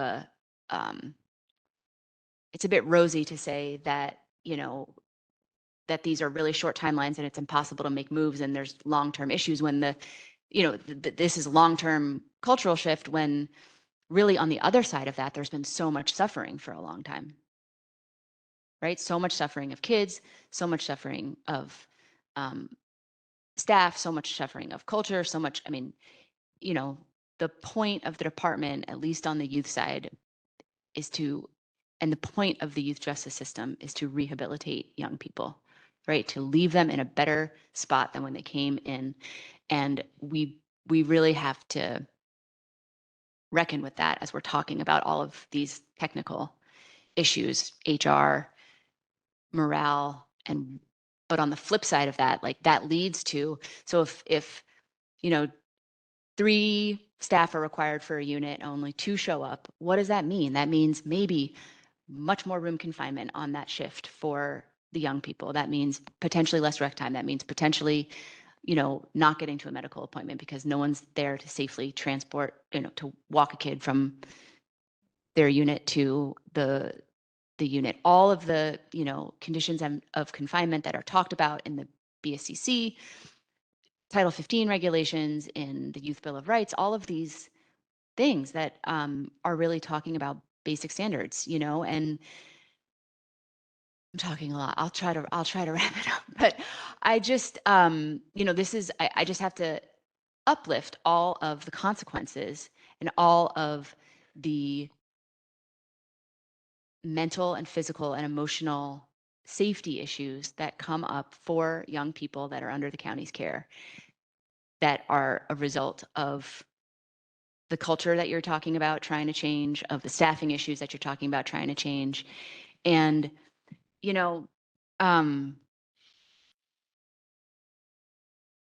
you talked, I think, about the definition of insanity and trying to do the same thing. But, you know, one of the things that I think you and I have and publicly disagreed about is the number of children that are detained in the county facilities at this point in time with the staffing that we know is pretty stagnant, right? Staffing, I think we can agree, like it's great that 7 people have graduated, but we saw the numbers of attrition, we saw the numbers of continuous leave, we saw that, you know, the numbers of intermittent leave and how that impacts staffing. And, you know, I'm not gonna, you know, I don't think we need to go into it. I think there's, you know, the court has made an order based on your global plan, depopulation plan, but it also, it's concerning that numbers of youth that are in Los Padrinos continue to rise, and that we're just leaving that aside at this point and trying to think creatively about the number of kids that are in the facilities and the number of staff that you have to safely supervise them. Sorry, that was a comment and not a question, but there you go. I appreciate that. And I hope I don't come across as an apologist, because I've said time and time again, I won't, for the areas in which we're failing. And there have been areas of improvement in spite of the overall noncompliance. And coming from operations, it makes a difference to me if the area of noncompliance is directly tied to lack of care for a young person. Those are the areas in which we jump in immediately and provide all of the resources that we can. And so, for example, the 3 areas at Nydorf, we had the 60 days to do it, but, you know, we took 2 weeks to remedy them. We think they're important. There's something that has to happen. But there's a significant difference between that and sort of the adults talking past the conditions for the kids. And many of the areas of noncompliance are technical areas that were never tied to the well-being or constitutional requirement for care of the young people. That's the area where I complain and I say, look, because we're caught between these regulatory bodies and state versus county, ultimately it's a disservice to the young person. We know the things that actually matter on a day-to-day basis when they wake up. That's where our resources should be, versus I'm having to do all of these moves and things and resources because of a stipulated agreement.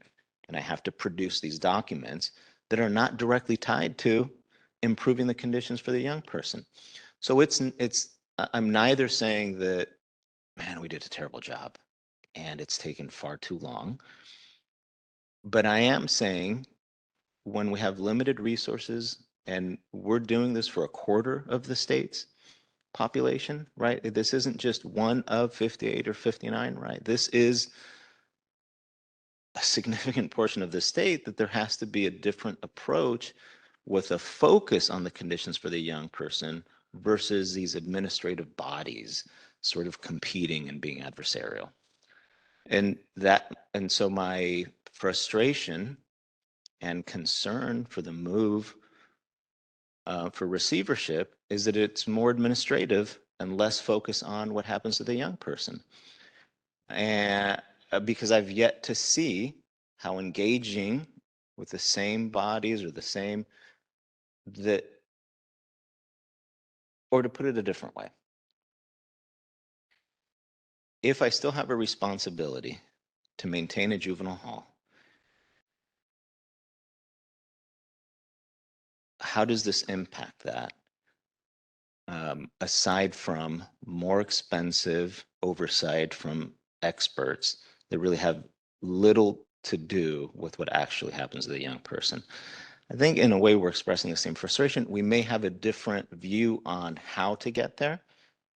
You know, someday we're not, it's my hope that we don't disagree that I don't have the option to just find more community locations for many of the young people that I have in custody, that really that is something to take up with the individual judges.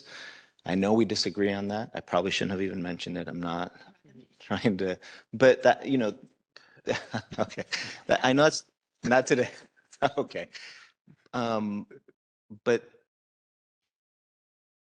that the focus on what the experience for the young person that we have should be the priority, and that we should arrange, it would be different if there was evidence that this department or this county is indifferent to the condition of the young people. I don't think that's the case. I think that if you talk to anybody on the management team, that's just not the case. We could disagree on what we think is possible, but it's certainly not that, you know, you have a probation staff or even a board of supervisors that's saying nothing to see here, just go away. That's not the case. But with all due respect, the AG is talking about abuses. They're talking about unsafe conditions. They've been monitoring them. You know, I know it was a press conference, so, you know, but that is at the core of what a lot of the issues are. There's a brand new sexual abuse lawsuit. There's the gladiator fights. I mean, you know this, right? And these are not one-off things. And I think that's the point that we've gotten to. So, you know, I don't think anyone's saying that anyone's doing a terrible job, but I really want to call out loud and very plainly that there are major and serious, again, emotional, physical, sexual violations of young people that are happening in the county's care that are unacceptable. And that's the point that we're at. I hear you. You know, press conferences are political, and the facts will be borne out in court with respect to the receivership. I can tell you that to say that the Attorney General had to step in because of these fights is not the whole story. I have to remind folks, it was probation's new practices that led to the uncovering of this, and it was probation who worked for the last, I forget how long it is, 18 months, dedicating investigators to assist in getting to this point. So I'm unsure how an external entity says, look, we did this. You mean you helped us? That's very different. That would suggest, if you just take it by the press conference, that there needs to be a receiver because we're incapable of identifying and investigating wrongdoing. That's not the case. At the press conference, it was said that these ODs, that the reason it's so important, you would be led to believe, for a receiver to step in now versus a year ago, and they point to the ODs. And which ODs? You know, facts matter. We had incidents, but as I've ad nauseum publicly stated, simply utilizing Narcan or taking someone to a hospital does not mean they were either under the influence of an opiate or that they were at risk of ODing. It's extraordinarily important for me, they're under my care, whether in fact those things occurred. They didn't. So you know, facts matter. I don't know how much we should delve into it. Clearly, our facts will be presented in court, but simply taking sort of a surface approach to it and saying that that directly lines up with the conditions for safety and welfare, you know, the facts matter. That's all I'm saying. Commissioner Ship. I mean, specifically, like when we talk about facts, right? Like when we talk about these young people, one of the big issues in Los Padrinos and Barry J, as we just heard, was room confinement.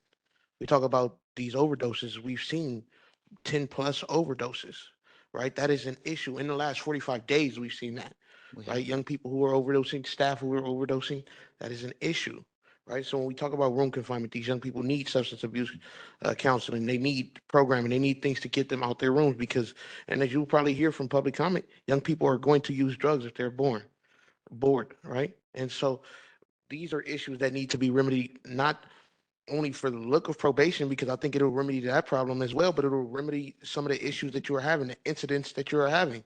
We should be checking these kids' rooms every couple of hours and seeing if they're doing drugs, or we should be able to, safety checks shouldn't be an issue, or use of force shouldn't be an issue. This should be a setting where where young people feel safe and that they are getting everything that they need. And I'm not saying that you're doing a bad job at all either. I'm saying that the department, it just needs a little work. And you have to be willing to put that work in and understand where the problems are really coming from. The, like I said, safety checks, room confinement, and use of force were your last few. Those were also something that was present on Los Padrinos. And so as we see young people overdose, I get that you're saying that the facts matter, but that is a fact that young people are overdosing as well as staff. And so we need to address these issues. I get the facts matter, but we need to address these issues because these are facts. And again, I respect the commissioner's perspectives. I hear them. I take what you say seriously. I can't let stand that the overdoses are a fact. An overdose to me is that someone had an opiate, for example, and they had to be taken to the hospital. There's no report that has been presented that says that. There is confusion because we have an early warning system that we send out, including to this board, when there is, for example, Narcan use or taken to the hospital. But if you're taken to the hospital cleared and no opioids are found in you, that's not an overdose. So again, the technicality of it in a way doesn't matter because the larger issue is the conditions for the young people. But it does matter if we're going to court saying that the young people are at risk of death due to overdose, and none of them are found to have any of these substances in their system after they're taken to the hospital. That's what I mean by the facts matter. Room confinement, for example, I don't disagree. We have to do better. One of the major things that, before anything else, is that we need to make sure that the young person in our care with frequency is checked on and is okay. But if the finding by the state is that you didn't document appropriately versus you didn't do it, those things are different from an operational standpoint for me to fix it. Those things are different. And so if a report comes back and says, I'm not saying you inappropriately place them in room confinement, you produce the wrong paperwork for it. It matters to me versus you didn't check on them at all, or you lied on the check. They're different levels and they require a different response. So we're at about an hour and a half, and we haven't had a chance to hear from the public. So we'll go ahead to public comment. Wendy, do we have any written or public comment? No previously received written public comment. Please send an email to info@poc.lacounty.gov if you'd like for us to include your public comment on this item. For those folks who are in the room, we welcome you to give public comment. We're talking about all of the issues that have been discussed in this last item, including all of the HR issues as well as the chief's presentation. And if you're online, you can use the little raise your hand function or dial *3 on your phone and we will call you. If you're on YouTube, there's no chance to give public comment on YouTube. That's just you watching us. If you want to give public comment, you need to sign on to the WebEx and the link is on our website. So can you see the clock? Does it look, can you see it in front of you?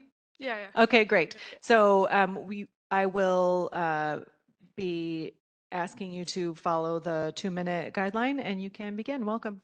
Hi, my name is Ruby Lazarga and I'm here with ARC today. I'm speaking on item 4. And I'm asking you to take a hard look at what's happening inside our youth facilities because of staff shortages. Kids are being locked in rooms alone for hours. That's not a staffing issue, that's a state-sanctioned trauma. That's what happens when a system loses sight of its purpose. You said it yourself, this department has the highest percentage of staff call-outs compared to any other. People are calling out for a reason. The conditions are unsustainable. The culture is broken. The support is missing. And let's be honest, when someone doesn't show up at any other job, there's a backup plan. There are floaters, there are substitutes, contingency staffing. But in our youth facilities, there's no plan, just a locked door and a kid left in isolation. And that's not acceptable. And it's not about needing more money. Since 2021, the state has provided LA County probation with $88 million. As of June 2024, only $9.7 million has been spent. That's not a lack of funding, that's a failure of will, of leadership, and of follow through. Staffing strategies can't just keep up with attrition. They must get ahead of it. That means building systems that are resilient, humane, and youth-centered. LA County made a promise through Youth Justice Reimagined. It said we're going to care for our youth, not cage them. That promise is being broken every day. A young person sits alone because an adult didn't show up for work. We are calling on you to protect these youth, not the institution. That means hiring faster and smarter with healing-centered, trauma-informed staff, fixing conditions that push people out with better pay, support, and dignity, creating emergency staffing plans so kids are never left alone, enforcing real accountability through transparency and oversight, and leading with care, not compliance. This isn't just about staffing, it's about who we are. We owe these young people more than excuses. We owe them safety, healing, and a future. Thank you. Thank you. Morning. Hello. A lot was said today. I'm so tired, so I'm just address first hiring issues. I don't think we can compare hiring for probation with other departments. When you go to the other departments and we hiring people with degrees, so these people are researching what's going on. They know what the department's about. They know what other departments are about. They know how much they're going to get paid in one place or another, and they got student loans to pay. And they're also not, when you put in for probation, chances are you put in for other departments as well. So you're picking and choosing which one you want to go and which one offers the best opportunities. You go to the sheriffs, their starting pay is DPO's top pay. So which one would I go to? They have retirement. They have safety retirement. We don't. So you're going to be, Mr. Mayor, if I'm going to just use you, you go into juvenile hall. Are you able to take down 18-year-olds, 22-year-olds at your age? Not saying that you're old, but at your age, compared to you go to the sheriffs and you'll be retired by then, full benefits. So that's what we're competing against when we're trying to recruit these people. You're not just putting in an application of probation. I had applications everywhere. Probation just called me first. And as far as the call outs, once again, we have to look at the whys. Everybody want to say, oh, it's bad character of the probation officers, it's bad this. We have to look at the whys. Once we start addressing the why they're calling out, then we'll start getting people back in because we could fix that issue. When we talk about safety and security, and then when we actually implicate the safety measures, we do our searches, we do all this, we get incriminated for that. I was here when this commission, I had 3 of you guys wasn't up here at the time, when they did the search and they found all these drugs, you guys, not you 3, but said that, oh, let's investigate them for doing that search, even though they found all those drugs. So we got to really look at that. Thank you. I still love you, Thomas. Good morning. Good morning, Shalon Joseph, Special Counsel to Ricardo Garcia. I do agree with you, Chief, that facts matter. So I just want to make the record clear on one thing that you said here, which is it was a public defender that actually uncovered the gladiator fights by requesting the tapes in court that were released.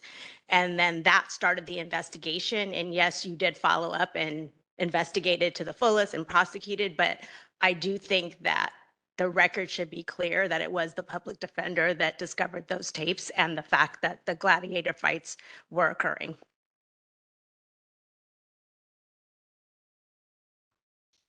Good morning, Helen Eigenberg, resident of SD3. Sorry, it's freezing in here. But there's a couple things I just want to bring up. I've been sitting in the POC meetings for a while now, and it's the same conversations over and over. And when we keep talking about this never-ending staffing issue, it seems it is our moral obligation then, if we cannot resolve immediately the staffing issue, which I understand the complexities of it, it is our moral obligation to make sure that every single youth that is placed at LP has to be there. The whole point of the youth system is to put a youth in the least restrictive place that they can be in. And if we are not 110% sure that that youth needs to be in LP, they shouldn't be there. And I don't have faith that that has happened. We should have reassessed every youth when we knew that this was going to happen. And I don't believe that it really happened. And I know that you've said that only 2 were eligible to be released. I just find it really hard to believe that. And it is our moral obligation.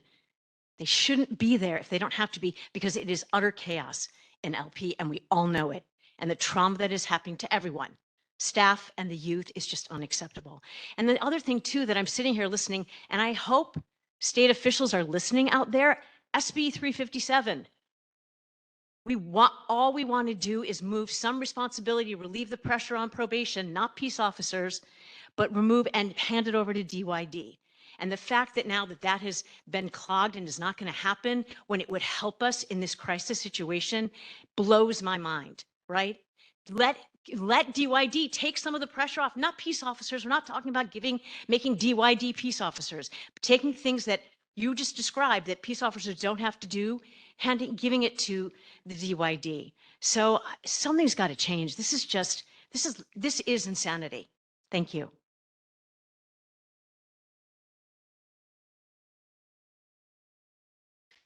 Good afternoon. My name is Sabrina Creighton, and I'm here with the Anti-Recidivism Policy Team. I'm here to address the need for depopulation and staffing. In 2020, the Youth Justice Reimagined Directive was created, and a huge part of that initiative was figuring out ways to depopulate our juvenile halls and use alternative means of incarceration for our youth. ARC is asking for other alternatives outside of policing our youth. We are asking for community-based staff that our youth would benefit from, trauma-focused healing classes that prioritize self-care through physical activities, or courses that offer a holistic approach. We ask that you consider this as more than a goal, but implemented as necessary policy. We also put an emphasis on trauma-informed, community-based staff, hiring staff in a quicker and more effective way that would be of the most effective change for our youth. And also creating a work environment that staff is invested in for the sake of our youth. Thank you for your time. Thank you, Sabrina. Good afternoon, Isabella with the Anti-Recidivism Coalition. And as someone who is actively working to bring community support to probation, it's incredibly discouraging to continue showing up to these meetings and still see no real progress, no transparency, and no motivated action from the department. Over the past year, not only have things failed to improve, they've gotten worse. This failure has impacted everyone, the youth inside, the probation staff trying to do their jobs under increasingly difficult conditions, and the broader community that continues to show up and offer support. Month after month, we hear the same responses. We'll get back to you, or we're working on it. But from our side, little has changed. If staffing is a real barrier, then maybe start by addressing the ones who aren't showing up. It's hard to justify the lack of resources when there's no accountability for the resources that are already in place. It's time to take action. Thank you.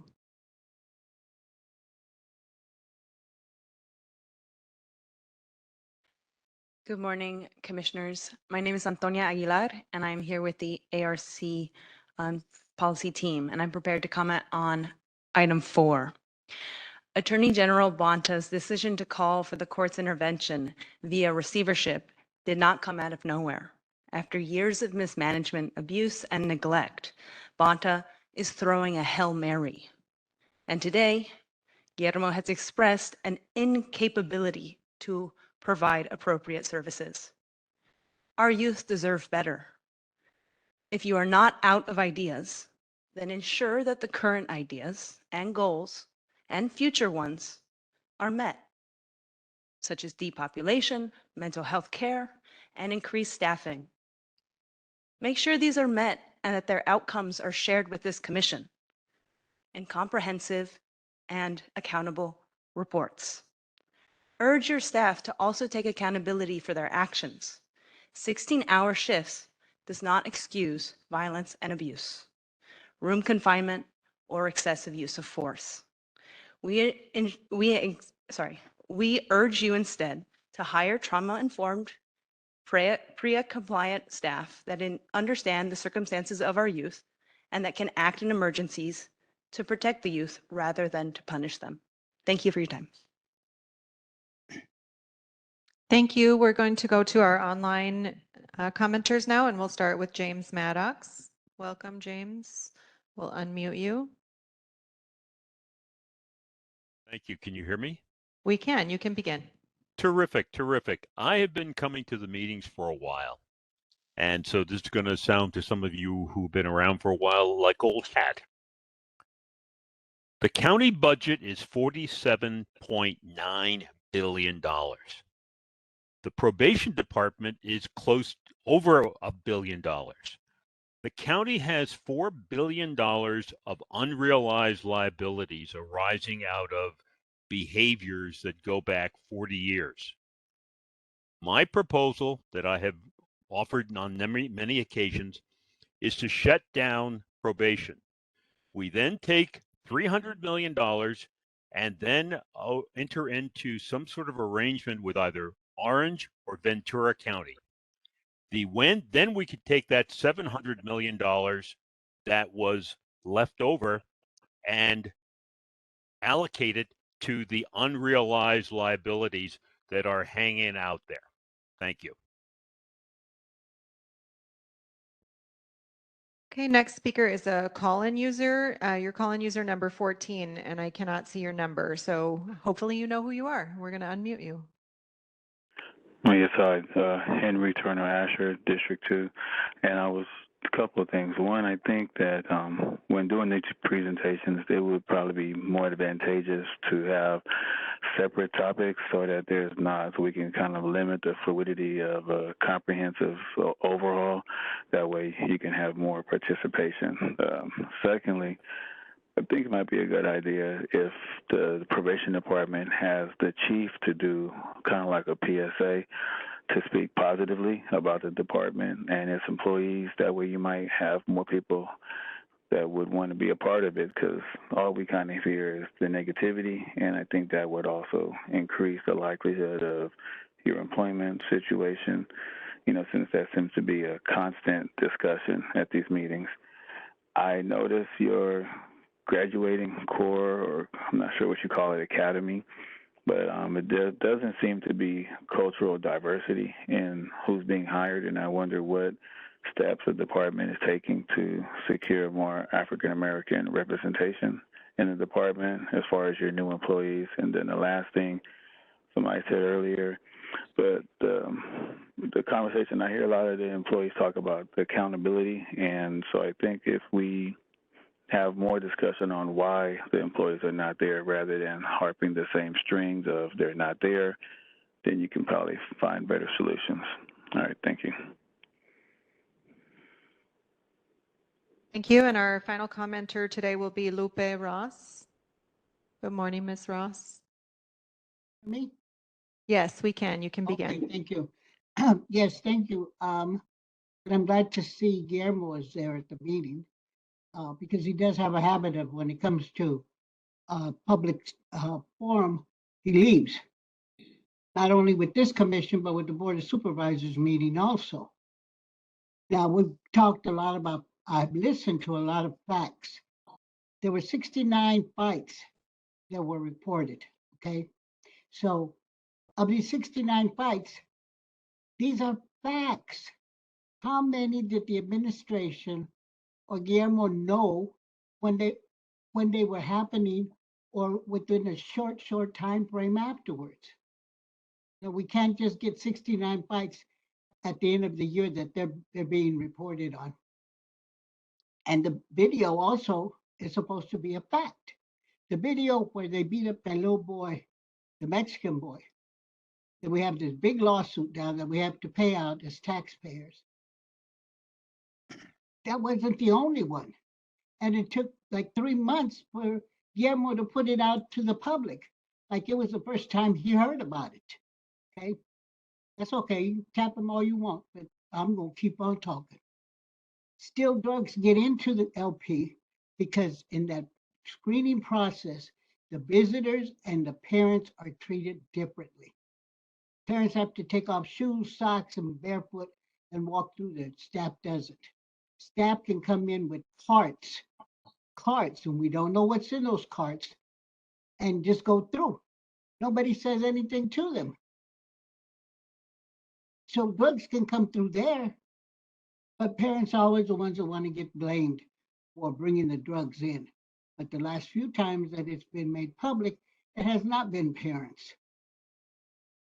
And we can't even give a hug to a child, our own child, because we're passing them drugs through our mouth to their mouth. Okay? You're not kissing them in their mouth, you're kissing them in the cheek. Thank you, Ms. Ross. Thank you very much. Okay. Chief, we're going to let you make any final comments that you would like, and then we're going to take a break and move on to the next subject. And I don't think you're here anymore after that. That's okay. Thank you. We spoke enough on this side. Yeah, no, nothing further. I always appreciate the opportunity and hopefully we are communicating more ahead of time in writing so that you have sufficient information to digest and to, sort of inform where you want to go with these meetings. I hope you have found improvement in the documentation product. We had two of your stars today, so that was. I just want to make one comment just in response to one of the commenters who asked for information. So in response to the commenter who had a question about essentially the diversity, equity, inclusion incentives with respect to your HR. So like when you present, I think that might be some good data to sort of share, what that breakdown looks like with respect to sort of the recruitment effort and who's graduating. I think I'm interested by that question as well. Okay, we'll provide documentation. It's an area we're proud of. We have an extraordinarily diverse workforce, so happy to provide that. Thank you. It's now 11:25. We will take a break. Can I make a plea before we take this break? The issue that is coming up after the break about complaints and grievances is one that is extremely important to me, and we have two really wonderful presenters. Please stay online. Please stay in the room if you can. So I'd really like for folks to be able to participate in this. Thank you. Thank you.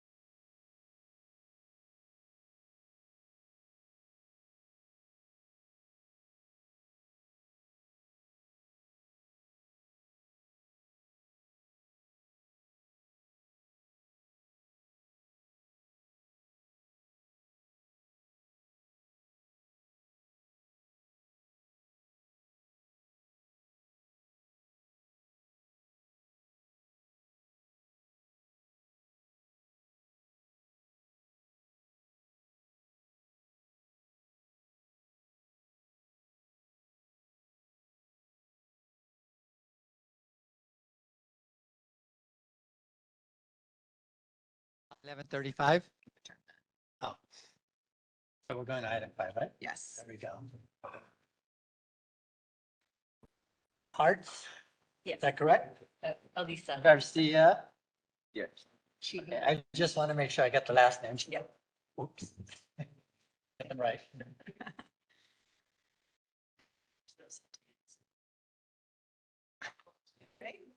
I saw Commissioner, there he is. Who else are we? Okay, thank you for holding tight. We are going to return to item number 5. For item 5, we will discuss and take possible action on presentations explaining how complaints and grievances are handled on the state and county levels. This presentation will include an overview of the Los Angeles County Probation Department's complaint and grievance policies, directives and practices for youth in detention facilities and youth and adults on probation. We start with California's Office of Youth and Community Restoration, or OYCR. We are happy to have Alyssa Hartz and Miguel Garcia here. Thank you for making the trip to Los Angeles. Then we will hear from Probation's Ombudsman's person, Tanika Sheehy. To begin, Wendy, we will give some background into the POC's interest and experience with grievances and complaints. Thank you very much, Chair Mundo. And actually, I think we've decided we're going to switch the order and ask Ms. Sheehy to go first and then OYCR. But first, I'd just like to talk a little bit about the history of the Probation Oversight Commission's role in grievances. So originally, it was actually already mentioned once today, the PRIT, the Probation Reform Implementation Team, came up with a structure for the Probation Oversight Commission, which included an arm of grievances. And the idea at that time was that while there was an internal structure for grievances and complaints that you'll hear about in a minute, there was not an external structure for grievances and complaints. And so there was an idea that the POC would serve in that role.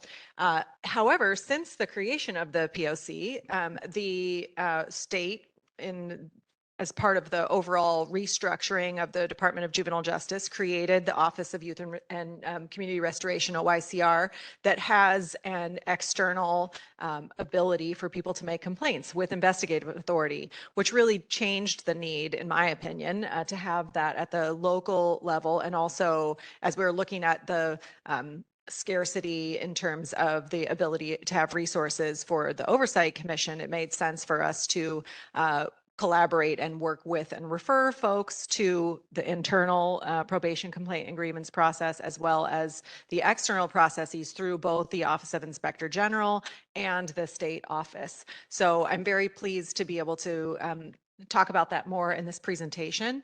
However, the Probation Oversight Commission and the commissioners themselves have taken extraordinary interest in both the actual grievances and complaints that come into the department, as well as the processes and policies.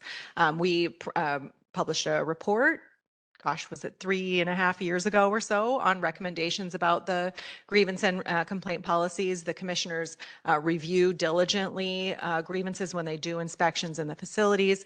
And I just wanted to share a couple of things that I myself have learned about this process. One of which I will never forget, which happened early on. I was standing in one of the rooms at Dorothy Kirby Center with Director Varela, who a couple of years ago celebrated 50 years as a probation employee, which is pretty extraordinary in itself.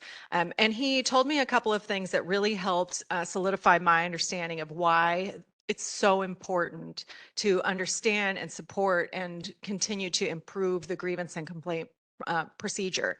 One of them was that he said something which resonated with me. I have 6 children, including all of whom, except for one who's 12, who thinks he's a teenager, have been teenagers. And he said something like, "I'm really glad I didn't have a complaint box in my living room." I can appreciate that very much, because teenagers, and now I'm talking about my own, have a tendency to complain about things, like, for example, what I'm making for dinner all the time. And those complaints can be annoying, and sometimes they're really important and give me an insight into what they're thinking. And what he said was that when he early on started in the facilities, he was thinking we need to reduce the number of grievances. That's the overall goal. And that then he realized that actually the more grievances, the better. And that what he really liked about working at Dorothy Kirby Center, which you're going to hear later from Elisa, because I already had a chance to hear this report, at Dorothy Kirby Center, there were girls. And that the girls happened to be more inclined to write their grievances down. And that he learned from that process that if he could encourage that regular communication around having as many grievances as possible, he would get the silly, petty, unnecessary grievances and get the grievances that were about daily operations that needed to be better, and also get the very serious grievances.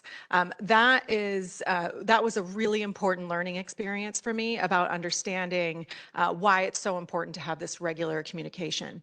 The other thing that I learned during that process, which has a lot to do with things that Ms. Sheehy has explained to me, is that oftentimes things that come in as a grievance are things that can be dealt with very quickly and easily, like it's cold, I need a blanket.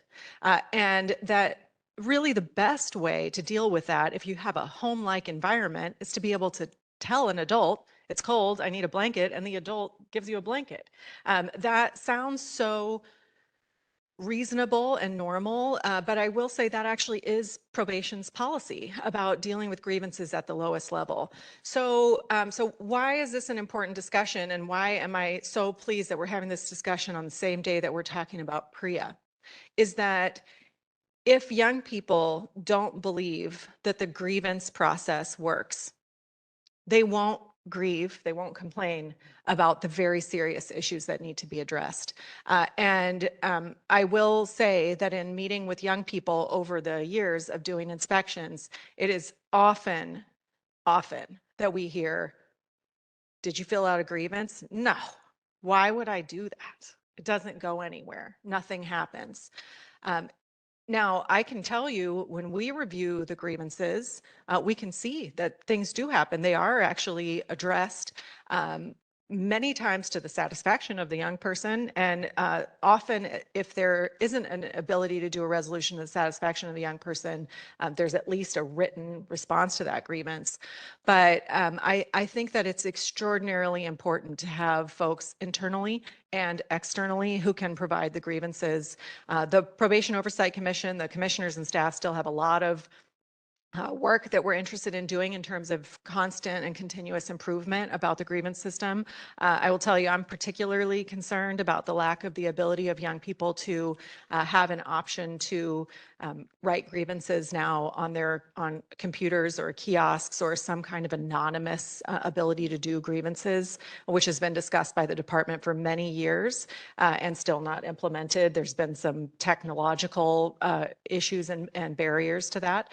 So there still is a lot of room for improvement. But I will say it has been my great pleasure to work with Ms. Sheehy and now with OICR and their team in terms of understanding about having people who really believe in the dignity of young people who are overseeing this internally and externally. So with that, I will be quiet and pass it to Ms. Sheehy, who can talk to you about probation's process. Are you going to show the flow chart? We actually, so included as an attachment, there is a flow chart. I don't think we can put it up on the screen. I'm looking, I don't think we can do that. It's attached to the agenda. I also have a copy of it, if that helps.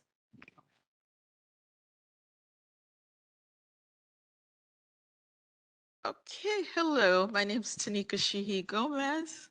I am the ombudsman for the probation department. And I just want to make sure that everybody understands within probation, there's the grievance process, which we consider a grievance to be something that a youth can file within the facility.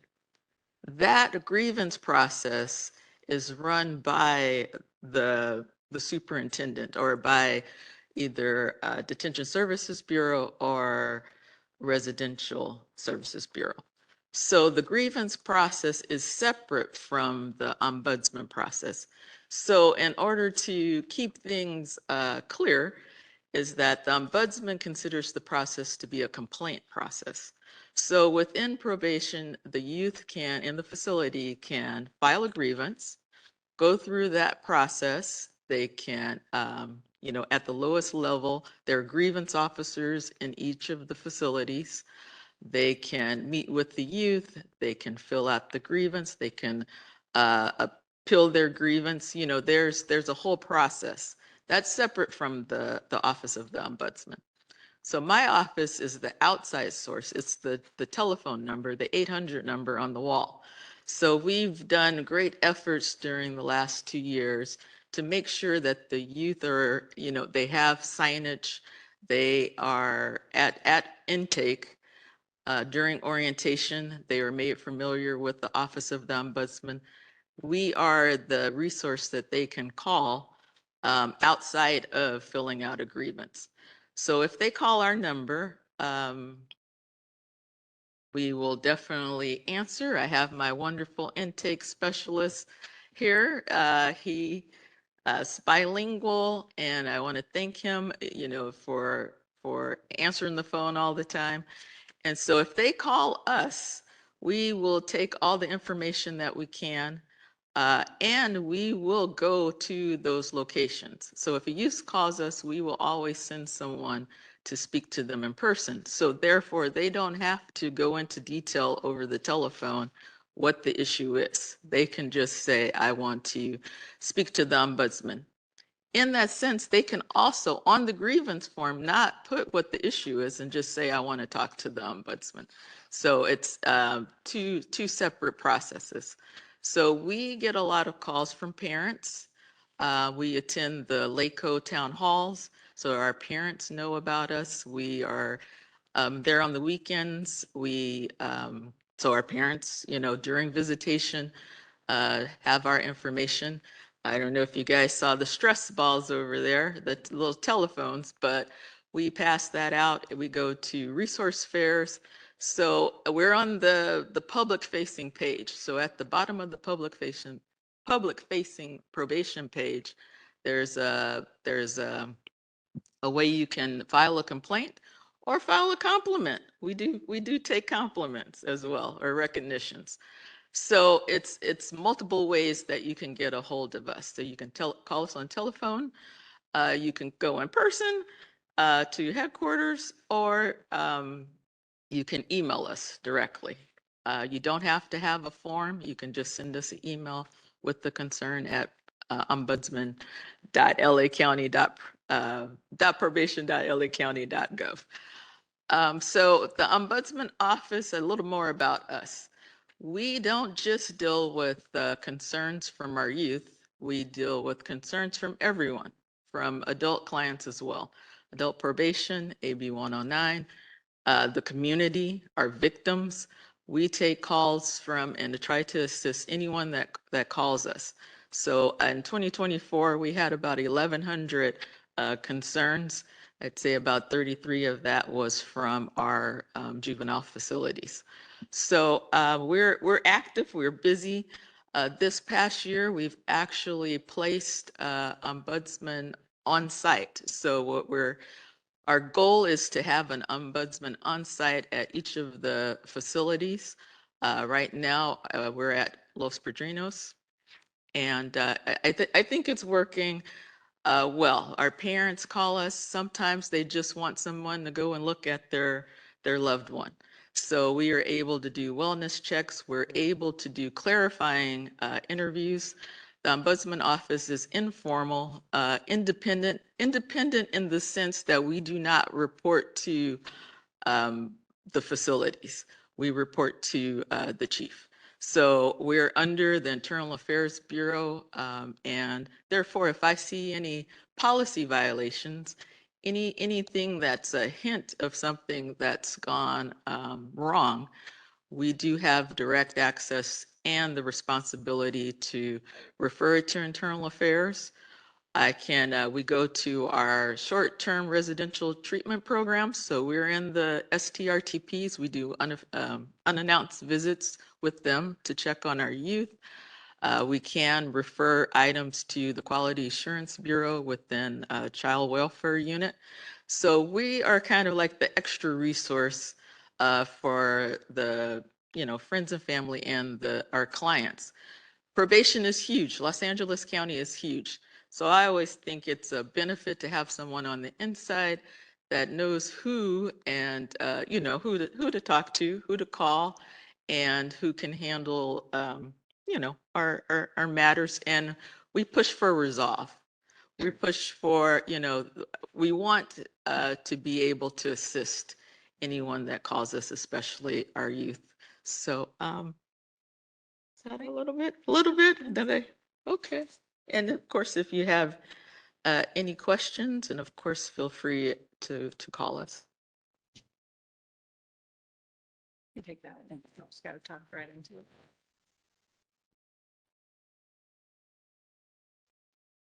Oh, great. Okay, so as you're getting ready, Elisa, that so the flow chart that was just up on the screen, that is in the packet, and it has the number and email address that Ms. Sheehy just spoke of, as well as the OICR and the OIG contact information. So you can link to that on the agenda.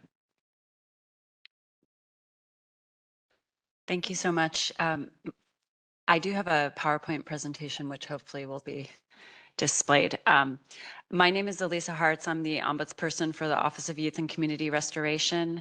I'm really happy to be here. Thank you for inviting us. I have Ms. Sheehy on speed dial, so we work closely together, as you'll hear. And I'm joined here by my colleague Miguel Garcia, who's an ombuds liaison for the office.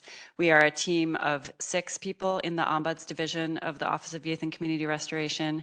And so you're seeing a third of us right here. And my goal today is just to introduce to you the Ombuds Division and what we do, what our complaint process is, so we can kind of explain how it intersects and overlaps and collaborates with the internal Ombuds process.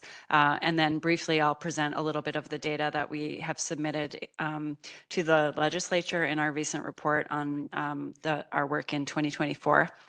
I did want to mention that we're often referred to as OICR. We are here as the Ombuds Division of OICR. So the OICR itself, the Office of Youth and Community Restoration, has a much broader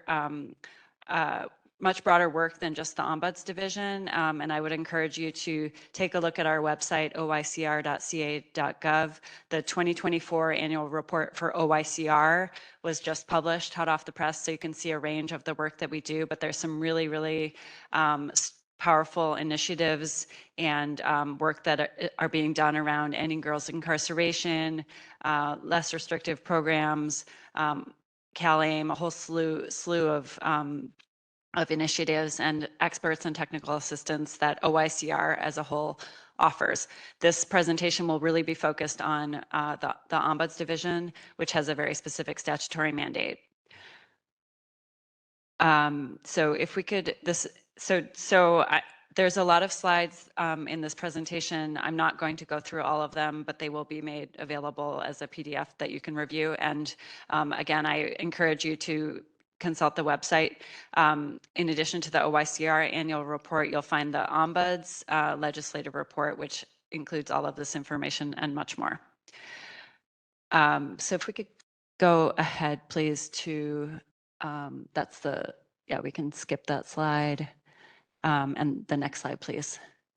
So the OICR Ombuds Division is a traditional ombudsperson, which means that we do informal resolutions of complaints. So we receive complaints, and when we get a complaint, we ask the complainant what is their desired outcome, and then we decide whether to investigate the complaint, and we can try to get to their desired outcome.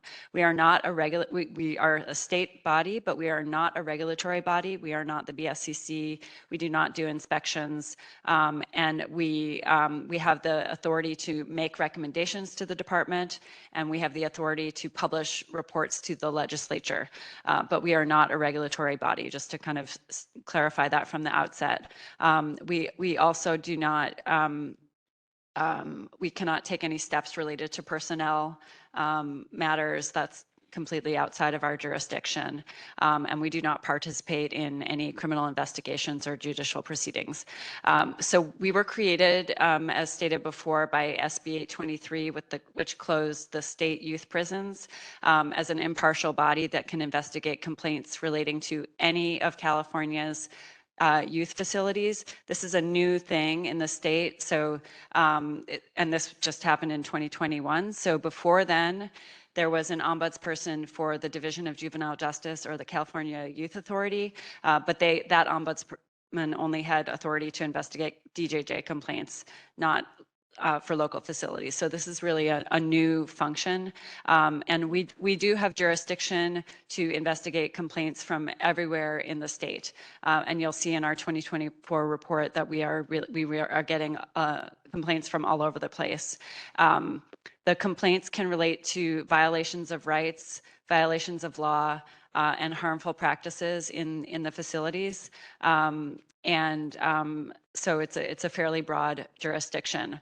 Our foundational document is the Youth Bill of Rights, which has previously been mentioned. We publish materials that include the Youth Bill of Rights in a youth-friendly format. So there's posters in every facility, as well as these brochures that are currently in Spanish and English and that are provided to every youth upon orientation, as well as to families and provided in visiting areas. Next slide, please. So as I said, our main function is to receive and investigate complaints and, where possible, to resolve them. But we also, we have a critical reporting function, so we provide reports to the legislature. There, we do annual reports, and we also have the authority to do special reports. A third function is to educate young people, families, community-based organizations, and others about the Youth Bill of Rights. And finally, as of January 1, 2024, we were also given the mandate to visit each of the state's juvenile facilities at least once a year. So there are 42 counties that have youth facilities, and there are, I think, 63 distinct addresses. So our team is required to visit each facility at least once.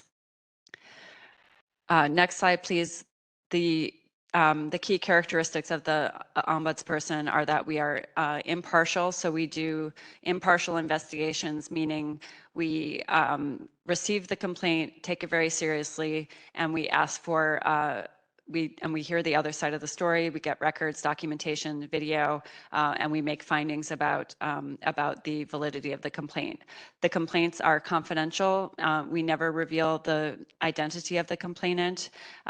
We sometimes need to use the name of the youth who's implicated in the complaint if it's a youth-specific complaint. So, for instance, if there's a complaint that the food is always being served cold, we would not need to use the name of the youth to investigate that complaint because it's an issue that impacts the whole unit. But if it's a complaint that a particular youth is not getting access to college, then we would need to use the youth's name in order to try to resolve the complaint. We are independent. We are, I think, especially independent in the sense that we are a state body and we are investigating complaints from local facilities that we have no authority over. We can't make them do anything as the Ombuds Division, so we are really making our own independent findings. And then we have a value of credibility, so we are really value the light of day test, and we would want all of our investigations to really be impartial, and anybody looking at what we had done in an investigation would find our work to be credible. So I'll skip the next few slides, which kind of go through the different values of the ombudsperson. Happy to talk that more in the future, and go to the complaint process overview slide. I think.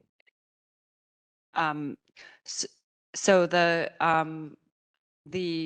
complaint process, this is just a quick summary of the complaint process. So we do intakes, really robust investigative intakes. We always ask what the complainant's desired outcome is, and that becomes the kind of touchstone of what we're trying to achieve with the complaint. We provide any information that's necessary to the complainant about the process or about their rights. And then we have the critical step of either choosing to investigate the complaint or referring the complaint to another body for investigation. After we've done our investigation and made our findings, then we can attempt to resolve the complaint. So if a complaint is substantiated, we will try to get to the resolution that is desired.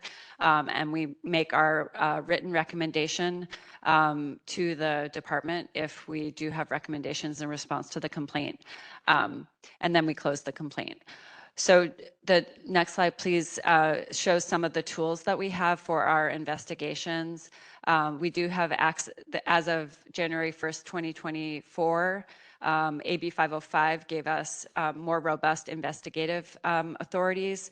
Although the office has only been around since July of 2021, the Ombuds Division was established in July of 2021. We've actually had a pretty big development in our investigative authorities. Initially, we did not have any written official access to records, and so some counties were giving us records and some counties were not. But with AB 505, it really clarified that we do have access to records. We can get access to youth files without a court order. We have access to facility records, videos, and all of that is now specified in the statute, and that has really improved our ability to do complaint investigations. Next slide, please. We also have the authority to access youth and facilities at any time without prior notice. That's a new authority that we have also as of January 1, 2024. Previously, we had to give notice to the facility that they 48 hours notice that we would be coming and wanting to speak with the youth. Now we can just show up, call Ms. Sheehy, say, we need to speak with a certain youth, and we are able to do so. And we have the explicit authority to take records of our meetings with youth and if we need to take photographs of a bruise or a recording of an interview, we're able to do that. Next slide, please. And then finally, as I mentioned, we are now required also with AB 505 to conduct site visits of each facility in the state at least once a year. In addition to those are the annual site visits, but as I mentioned, we also can do investigative site visits. And so typically we do not announce our investigative site visits, but we do schedule in advance our annual site visits. Next slide, please. Yes, next one. We could go to the next slide, please. Thanks. So anybody can make a complaint to the OICR ombudsperson, just as with the what Ms. Sheehy was describing. So youth can make complaints, families, staff, community-based organizations, credible messengers. We can and do get complaints from all of those parties. The complaints can be about any harmful condition or practice, any rights violation, or any emergence situation. And then this slide also contains the different ways that complaints can be made to us. The majority of our complaints, as you'll see, come through the phone line, the 800 number, which is staffed by live humans, notably Miguel, Monday through Friday from 8 to 5 p.m. And then we also take complaints by email. Next slide, please. So the Youth Bill of Rights is really a foundational document for us. This is also a relatively new statute. Previously, there was not a Youth Bill of Rights that was that applied to youth in local juvenile facilities. And what this document does, the statute does, is summarize all the existing rights of youth. So that it doesn't create new rights, it's summarizing all of the rights that youth already have. And it really is, it's a much more powerful document than I was anticipating. The first time that we had our publications prepared and I sat down with a youth and showed it to them, it was really kind of extraordinary. They, open up the brochure and start reading it, and they ask for a pen and want to start circling things and highlighting things. And I think it's really impactful for young people to see that they have the just because they're incarcerated does not mean that they do not have rights. It's empowering to them. It really kind of elevates their dignity, and I think gives them the ability to advocate for themselves, and also to articulate to us what the concerns are that they are having with their treatment in the facility. So we have both these brochures and then the posters, the very, very large scale posters, which are required to be posted in all juvenile facilities. Next slide, please. Oh, so that's the poster. And then the next slide shows the kind of content of the brochure. Now I'm going to really quickly go through some of the highlights of our 2024 report to the legislature.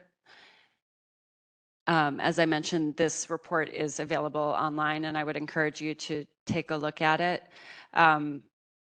The highlights, so the, let's see. Let's go to the next slide, please. So just, I want to save plenty of time for discussion. So this slide shows the kind of basic data from our 2024 work. So we received 296 complaints. We closed 154 complaints. We conducted 84 site visits. We provided the 5,711 Youth Bill of Rights posters. So that was the initial mailing of the Youth Bill of Rights posters, and nearly 40,000 of these brochures. But the number I really want to draw your attention to is the number of helpline calls, which was 2,490. To be clear, that is not the number of complaints. The number of complaints is 296, but that includes all incoming and outbound calls to the helpline. So our team of, for 2024, we for most of the year, we had 3 full-time liaisons. We now have 4 as of December 2024. So that team is handling all of those calls, and it also shows the number of calls that are required to address each of those complaints. It's a very, very extensive process.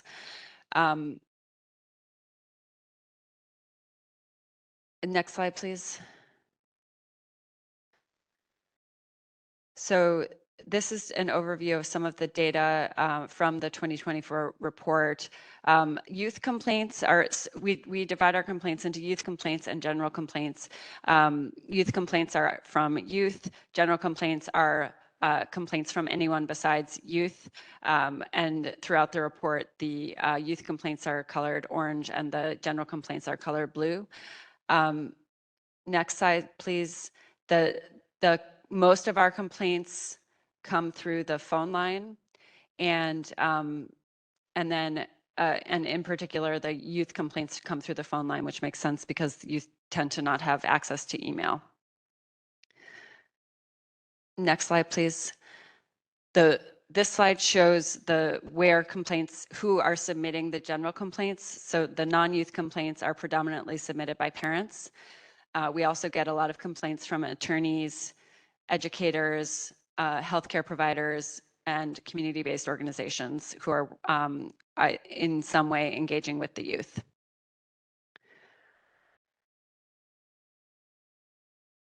Next slide, please. So our report also details our findings in relation to the complaints. We have the discretion to decide whether to investigate a complaint. And then if we do investigate a complaint, we make a finding.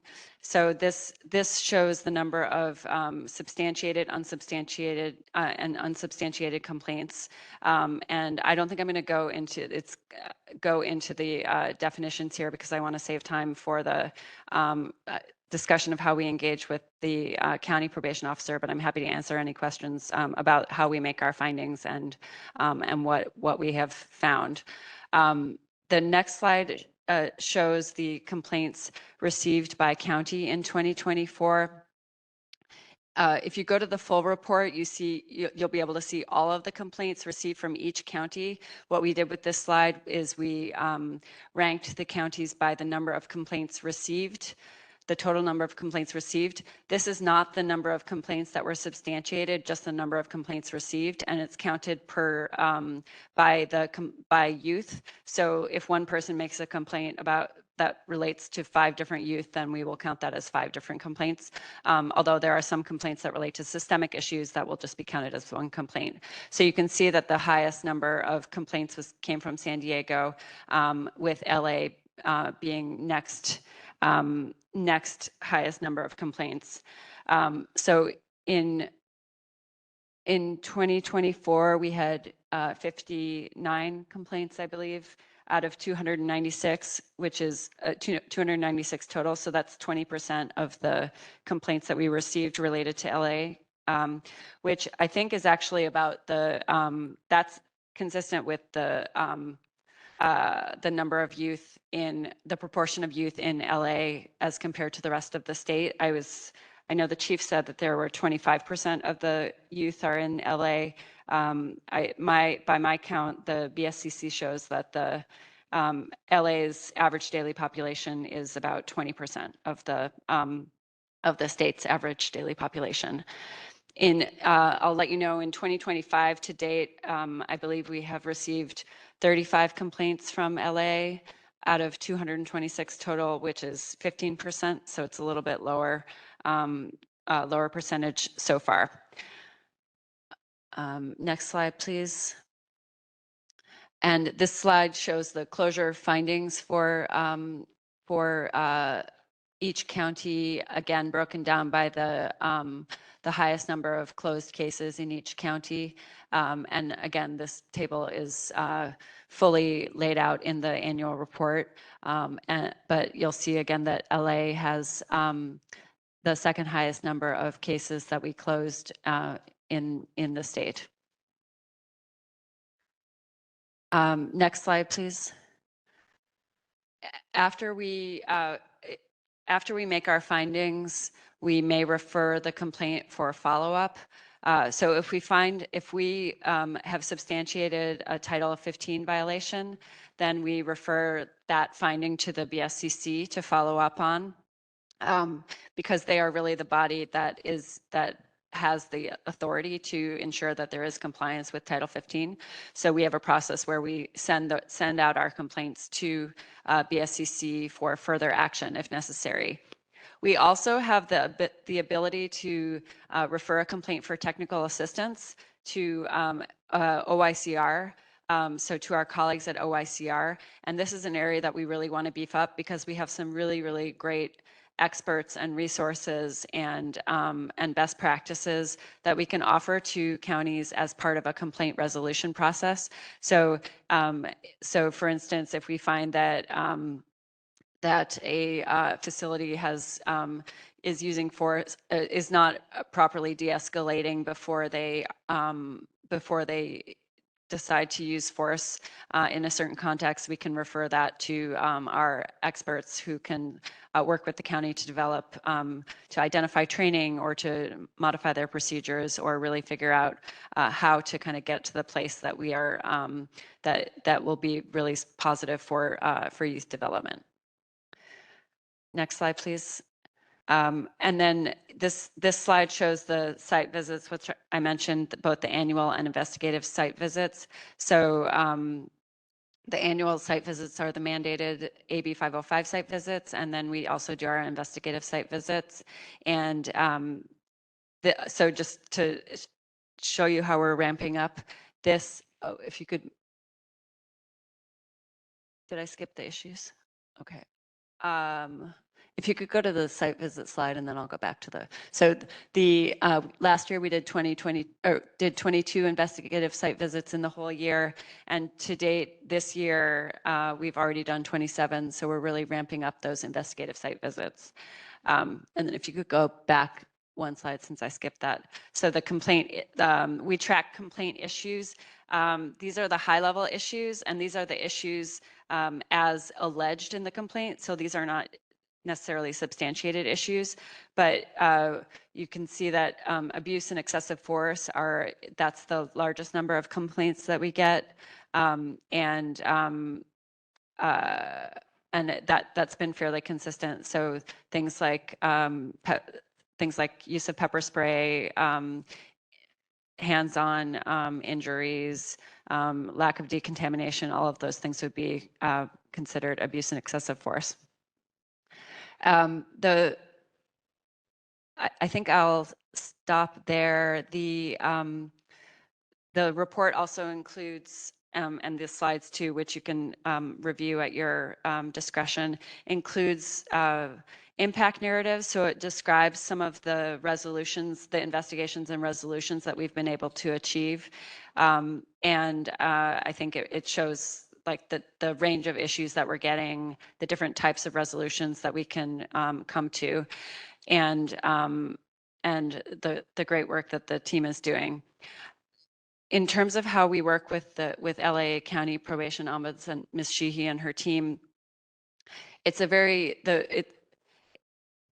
we have an 800 number, they have an 800 number. No one really knows who they're calling, to be honest. There's like a lot of posters in the units. There's a lot of brochures. They don't, like, most people who have an issue don't really care who, like, they don't, if I say I'm the state ombudsman, like, they don't really know what that means or in comparison to Ms. Sheehy. And so we work, I think we collaborate well together. If we receive a complaint that is, so we take the same approach as Ms. Sheehy described of trying to resolve things at the lowest possible level. So if there's a complaint that should be resolved, that could be resolved potentially through a grievance, we always ask the young person if they have filed a grievance already, and if so, what was the outcome. We don't require that they file a grievance before we'll investigate their complaint, but we do recommend it because it can be a quicker way to resolve their issue. And specifically in LA County, if we get an issue that we think Ms. Sheehy's team could resolve right away, or if there's an emergency issue where we really do need eyes on the youth, then we will contact Ms. Sheehy's team and kind of cross-refer the complaint to them so that we can do, so it's possible that their team can resolve the complaint right away, and then it's over and we track the resolution. Sometimes there are investigations that we feel we need to conduct, and we won't necessarily refer it. If there's video evidence and records that we want to review, then we'll move forward with that. But if we get complaints where there's an immediate youth safety issue, we always contact Ms. Sheehy to make sure that we can get eyes on the young person right away. And that's a really huge advantage that we have in LA. Not many counties have their own ombudsman with that kind of robust function. And it's a really great resource, I think, for the youth and the families and for us as the state ombudsman. So thank you. I didn't mean to go on so long, but looking forward to all the questions and discussion. If there's any questions, comments, concerns?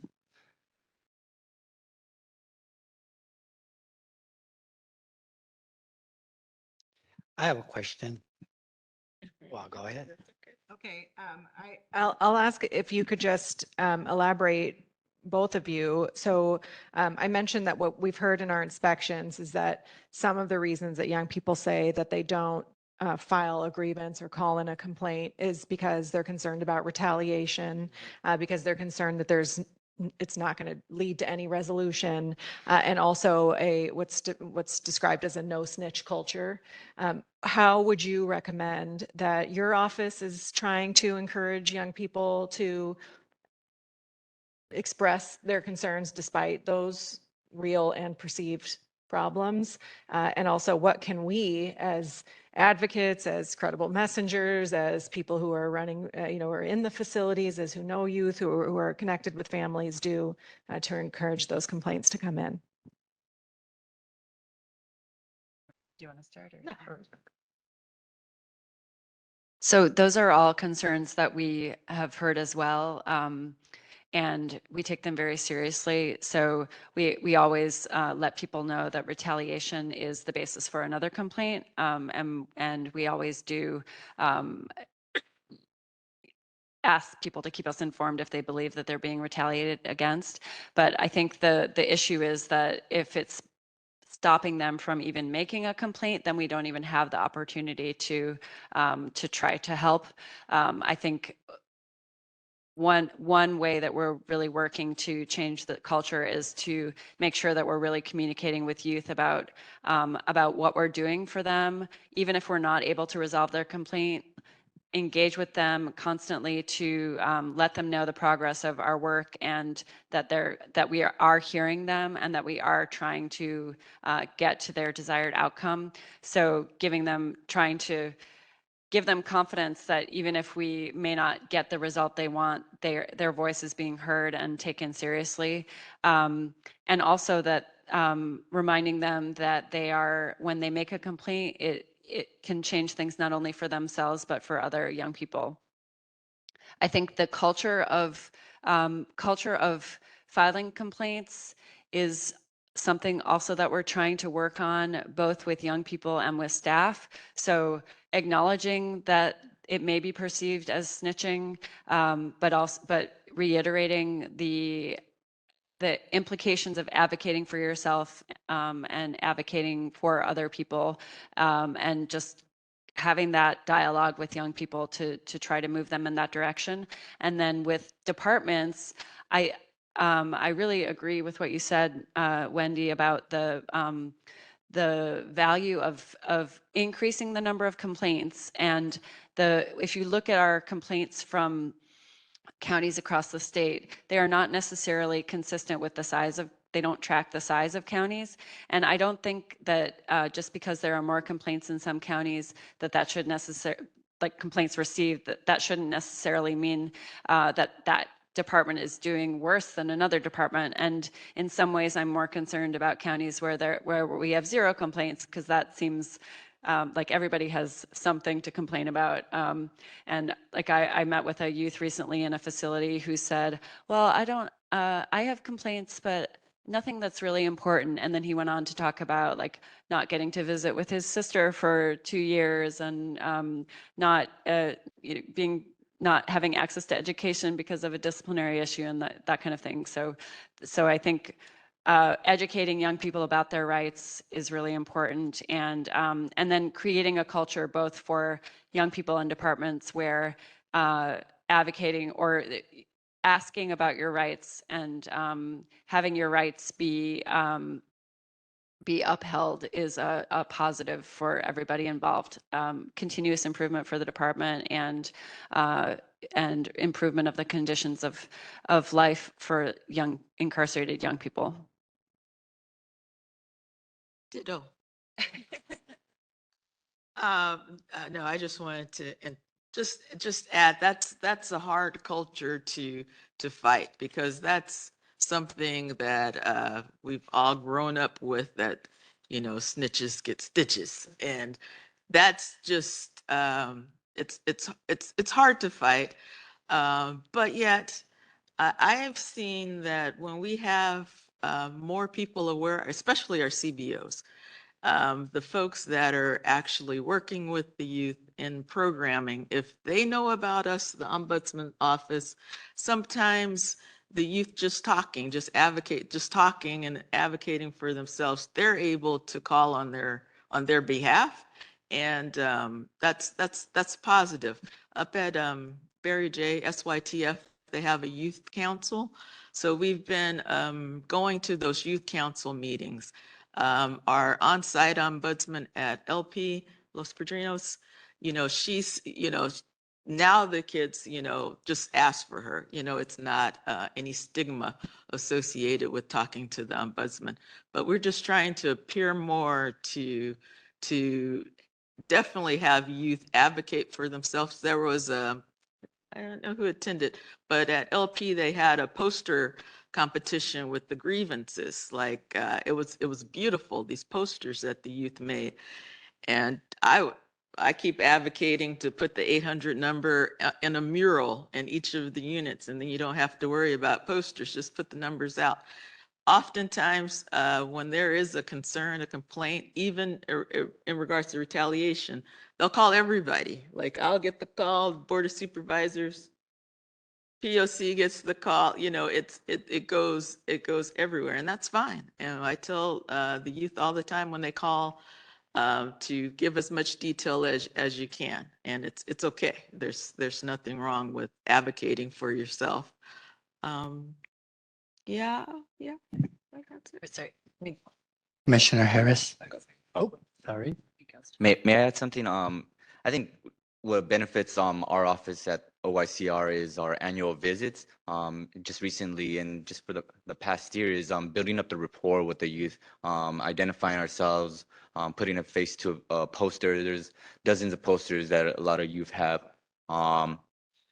One of the things is also is establishing the type of rapport that we're impartial, meaning we don't work for the county. We're our own entity. We work for the state. I think that eases the youth's mind that retaliation won't come from our end, or retaliation is taken seriously on our end, and just assuring them that they do have rights. Some of the youth may feel that it's a norm based on the consequences they have, but the more that we educate them, the more this is my second year going on annual visits, that I present to them that their rights, that if an adult were to do something wrong on the outside and someone had caught them, someone would report them. It's the same thing. And so just trying to inform them, motivate them to read it. You had on a recent site visit, there was a kid that shared that he had posted up the ombuds brochures, and there was kids walking around the track field, feeling secure, knowing that they had their rights. And one young person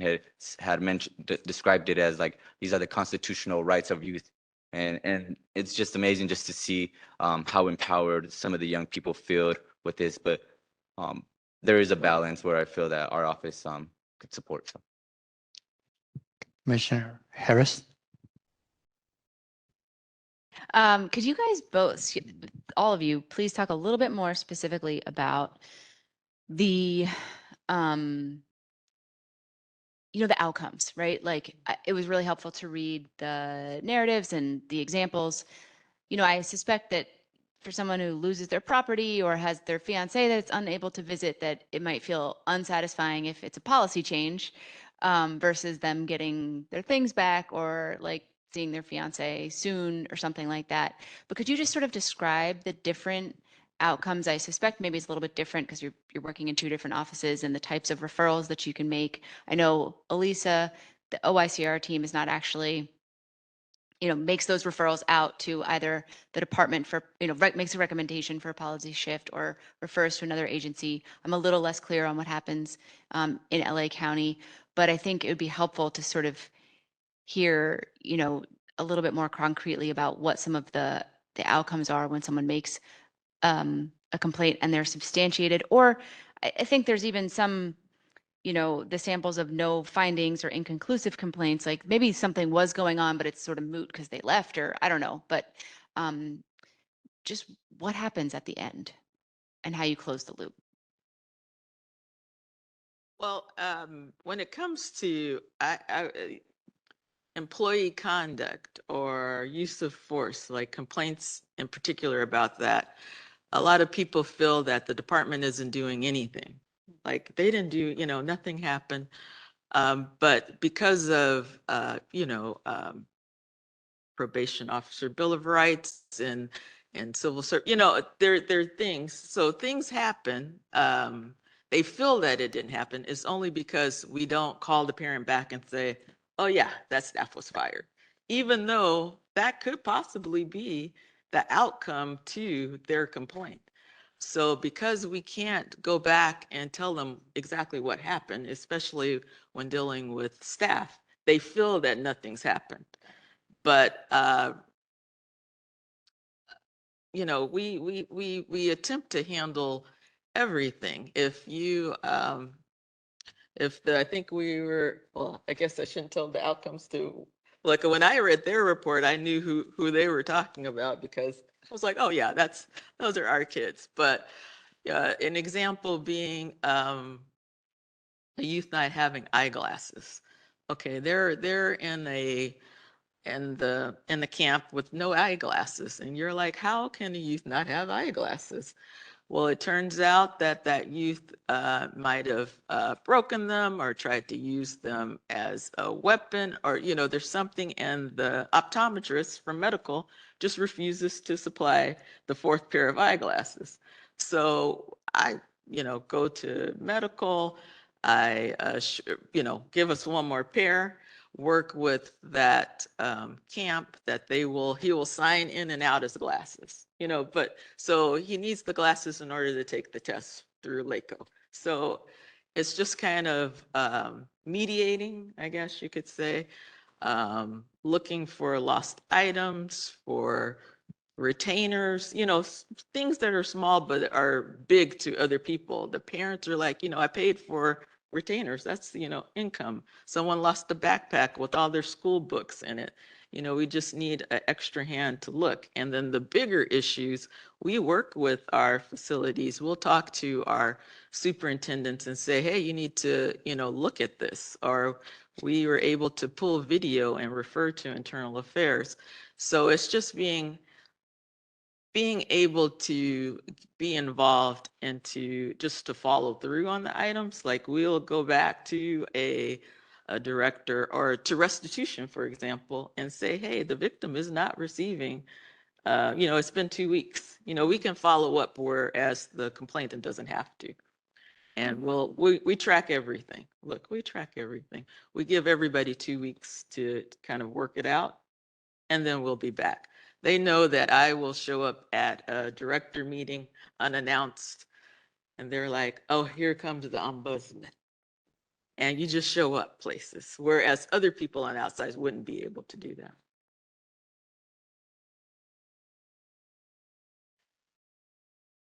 I think there are different types of complaints. Sometimes the complaints really are about the specific youth needing a specific thing and having a specific issue. And if that is not resolved, then I can definitely see why it's frustrating. I mean, maybe, and it might be very much substantiated, but you can't get to the resolution because they're released or because of, you know, various factors.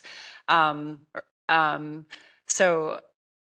there's that type of complaint, and then sometimes those are systemic issues and sometimes they're not. Like, sometimes maybe you've lost your property and that seems like a small, or, you know, an individual issue, but it turns out to be a pattern. And so it really does require a policy change. And so that's not going to help the person who lost their property and didn't get it back. But there's, it will help things for the next youth. And then there are some types of complaints which really are kind of inherently systemic issues that where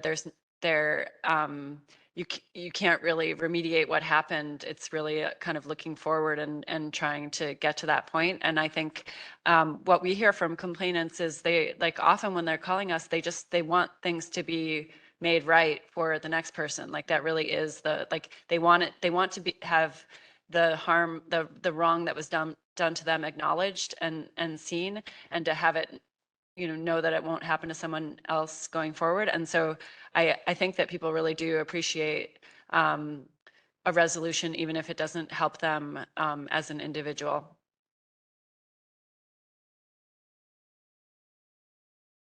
Thank you. If there are no other concerns, comments, questions, Wendy, do we have any live or written public comment? I don't believe we have any written public comment on this issue. If you'd like to make public comment in the audience, we'd love to hear your comments. Or online, you can raise your hand using the raise your hand function or dial *3 on your phone. No one has stood up online, and we don't have anybody. I said it backwards. We don't have any public comment. I'll leave it at that. Yes. I just want to add real quick, and this is, I often hear that the ombudsman didn't call me back, or I didn't hear from anyone. And I just want to say that both of our teams will, if you haven't heard from someone, to call us back, or, we really make a great effort to respond to anybody that has reached out to us. So if you hear that, if you all hear that, feel free to have them call back, give them a different number, or, we want to make sure that they're heard. Thank you. Looks like we do have public Yes, comment thank you. live. Yes. Please. Give me a second. I don't think maybe you just need to turn it on. How about now? Great. Okay. Good afternoon, commissioners. My name is Antonia Aguilar, and I'm here on behalf of ARC, and I'm prepared to comment on item 5. And I also kind of want to comment on item 3, which I missed, but I think it's kind of collaborative. So I'm really encouraged by this grievance process that's being conducted. I think it's amazing to have that option for young people to bring up their grievances, but I do want to speak in light of the comments on PREA. So when you have 6,800 claims in one lawsuit and $4 billion needing to be settled out, that's a systemic problem, right? And that's something that has been happening since, I think they started accepting claims since the 1950s. So that demonstrates a huge inadequacy to protect youth and to have full accountability. So I'm hoping that despite the efforts that you're making, I mean, in light of the efforts that you're making, that you're also making efforts to follow up for real, not, okay, well, we'll deal with this one off. Are we changing the system? Are we changing the way people are treated? Are we changing the don't snitch culture, right? Are we working to help youth advocate for themselves, protect themselves, as well as protect them? So I think this really means ensuring mandatory reviewing. There are some that you did not review, and I'm kind of concerned as to why.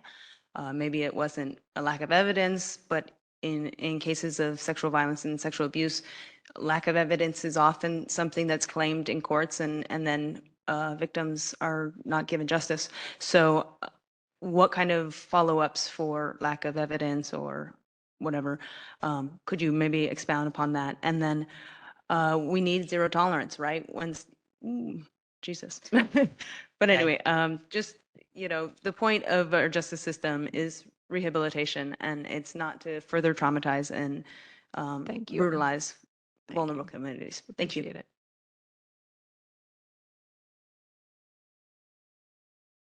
Welcome. Okay, good afternoon to the commissioners. My name is Sabrina Creighton, and I am here with the Anti-Recidivism Coalition policy team.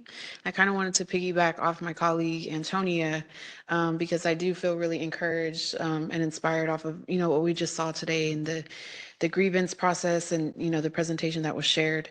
ARC just wants to continue to encourage the county to not only uphold the grievances process but ensure that that it's a process of true transparency and concern, with the focus on our youth and their dignity and worth of a person. Also ensuring that we're following the complaints process accurately in order to build better relationships with not only the incarcerated youth, but also the communities that they come from. Something you had mentioned as well, kind of like the discretionary piece to the review of complaints.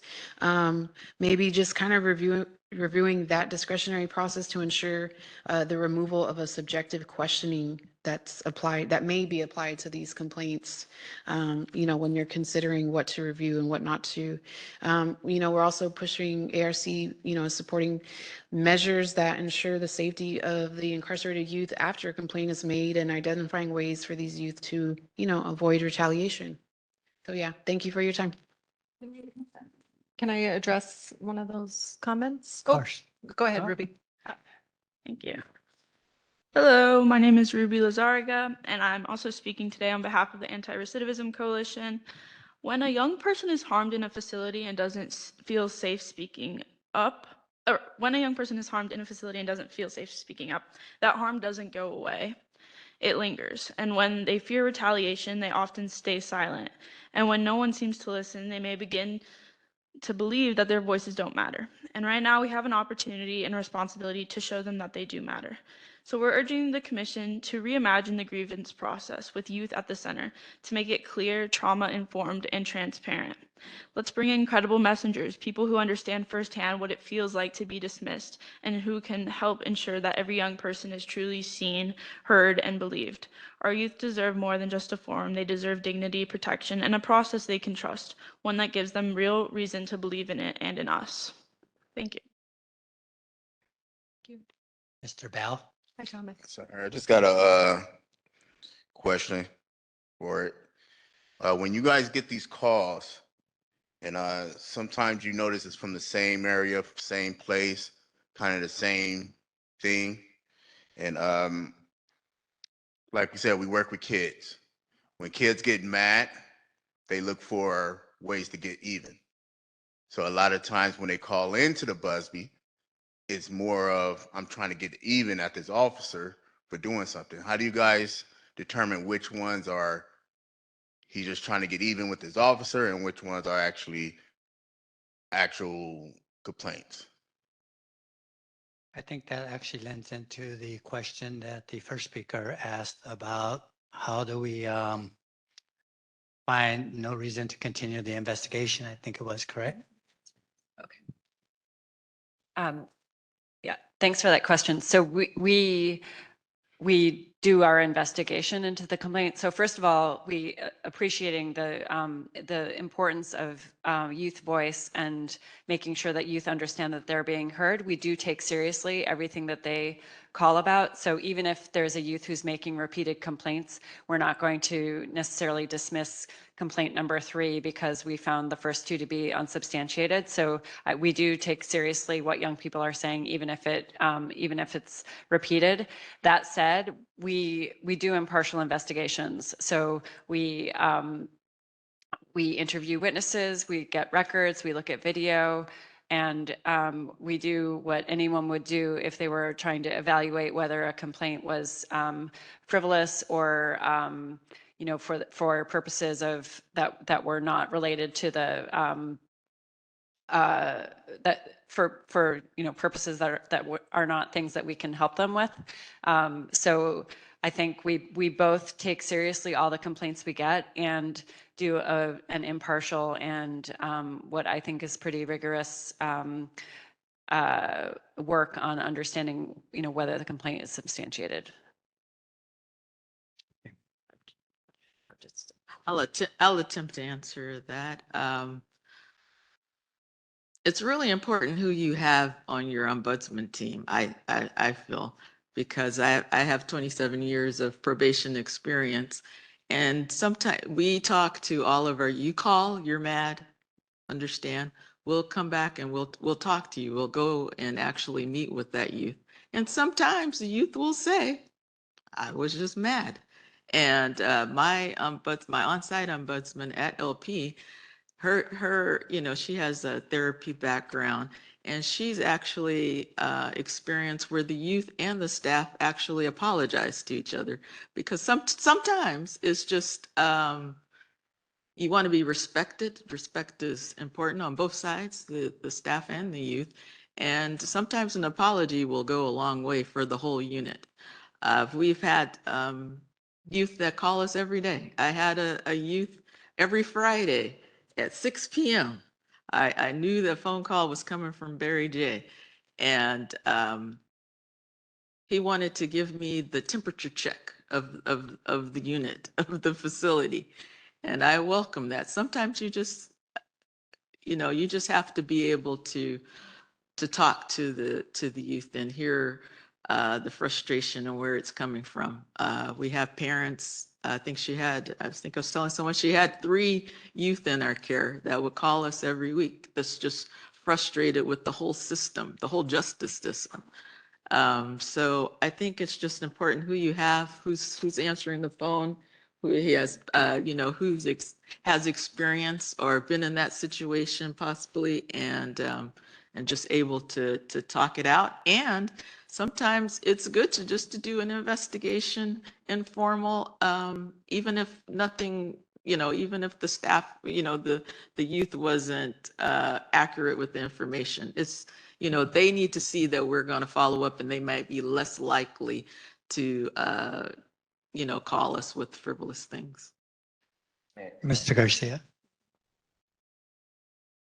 So one of the things is that sometimes the youth call us and say, I want to get this staff fired, or they'll ask that. And one of the things is informing them what we can and cannot do, and is personnel things, is what we cannot fire or work on firing a staff. And so that changes the tone with us having a conversation with them, as well as educating them or hearing out what other options have they taken while dealing with that certain circumstances. Sometimes it's a Friday going into a weekend, or it's a maybe on a Wednesday or something like that, and they want to call back from us, and we're like, well, let's see how things go during this shift, and we'll give you a call back the next day, or a day from now, and we give them a call back, and we ask to speak with them, and they're like, oh, I don't want it. It's something that just they deal with momentarily, and they get over it. But I think there's an appreciation of us following up with them, walking them through the steps of what they can do and they cannot do, or what we can do and cannot do,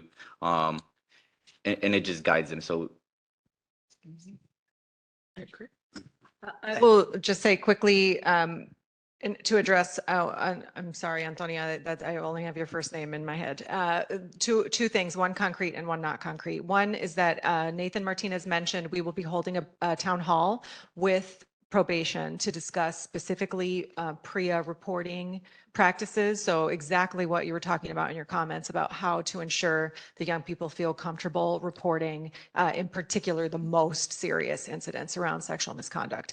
So we welcome you to participate in that. And secondly, just echoing how important and true what you're saying is, I've had the opportunity to speak to a number of survivors of sexual misconduct in the facilities. And I will tell you, there's one thing that they have said to me that is why I continue on this path around talking about grievances and complaints, why my colleague Jennifer is so serious about her recommendation she writes, which is that many of them did tell someone what was happening in the facility, did tell an adult, and it didn't get to a grievance. It didn't get written down. It didn't get to a complainant. In fact, they were told not to proceed with it. And so it's very serious. And, some of those are from years ago, but not all of them. And so I think it's extremely crucial to make sure that we're building this reputation of somebody's, just like what Miguel is saying, like, this is what we can do, this is what we can't do, building rapport with the young people, making sure they have the actual access to making the complaint. So I'm very pleased about this presentation, and there's still a long way to go to get to the goal of where we want to be. And so I don't know what this means, but our sound people have a hard stop at 1, which means that we're probably going to bring this item to an end. Thank you for joining us. Thank you for the great questions out there and the great comments. Colleagues, we have a hard decision here. If you can take a look at item number 6 and item number 7, and if you don't have objection, we can maybe reset it for the next meeting. Okay, so. No objection. Our meeting's close, so I think it's in 3 weeks, right? Yes, Close. yes. Yeah. Perfect. There's an argument for closing these items. So do we need a vote, or is that enough? I think we do a voice vote. Okay, can I have a voice vote to move these items to the next meeting? Okay, unanimously approved. Thank you. We're going to move to item number 8, which is for matters not posted on the agenda to discuss or place a future meeting agenda for action. Commissioners, do you have any announcements or items you would like to place on future agenda? Commissioner Ship? Yeah, hopefully we could talk about the visitation policies and practices at the next meeting. And specifically, hopefully we got to talk to somebody in probation, but also on the outside, and seeing how it is being put into practice, especially like with the report that we saw earlier. I would definitely like to talk about visitation more. Perfect. Anybody else? Go ahead. I second. Thank you. Yes, noted, and will be on the agenda. And one thing I would like to just mention, I visited Camp Appleball and learned from all the agencies that are in there, probation, LACO, and Department of Health. The transition from closing down Page and moving youth over went really well, better than most expected. So I'm happy to report that. And the last thing I want to report is that we have seen an increased by intake recommending house arrest. So that's good. We were at a big number in March was 45. So that was good. And so with that, I'll go ahead and move to agenda item number 9, which is an invitation for members of the public to address the commission on items not on the agenda. Wendy, please facilitate.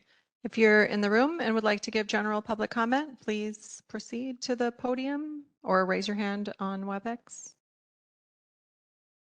Okay. Nobody online? Okay. Right. Okay, with that, we'll move to agenda item. Oh, we do have one. Okay, Lupe, can you go ahead and make your public comment? You can hear me? Yes. Okay, thank you. The two ladies and the gentleman that spoke before Wendy were excellent, excellent. It's information that we in the public need, as parents, we need to know there is a process that we can count on to help us. Now, all their I want to call them handouts. Can you put them on your website where we could download that information? Absolutely. Elisa's PowerPoint is now attached to the agenda, and also the flow chart is attached to the agenda, but we're going to put it somewhere more prominent as well. So yes, thank you for that suggestion. Okay, thank you. Okay, and then we have a call-in user who will be our last commenter. We'll unmute you. Hi, thank you. It's kind of more of a question than a comment. Thank you for all of the information today. I am somebody who my organization brings in programs across the probation system. And I just wanted to know, do you have any information on how the receivership might affect people programming at this moment when our kids need programs more than ever? Thank you.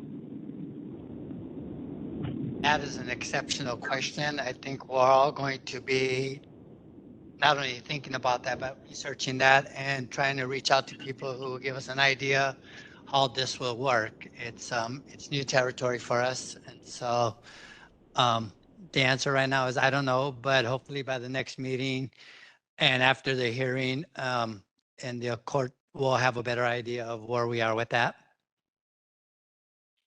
Thank you. Okay. Okay. Thank you. Agenda item number 10, adjournment of the regular meeting of July 24, 25.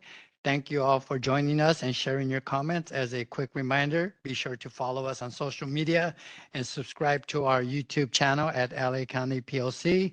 To receive reminders about upcoming meetings, visit our website at poc.lacounty.gov. To subscribe to our, sorry, I'm done. It is now 12:55, and I have a motion to adjourn today's meeting. Motion from Commissioner Prater, seconded by Commissioner Shipp. Unmute yourselves and vote with the voice vote. Aye. Meeting adjourned. Thank you.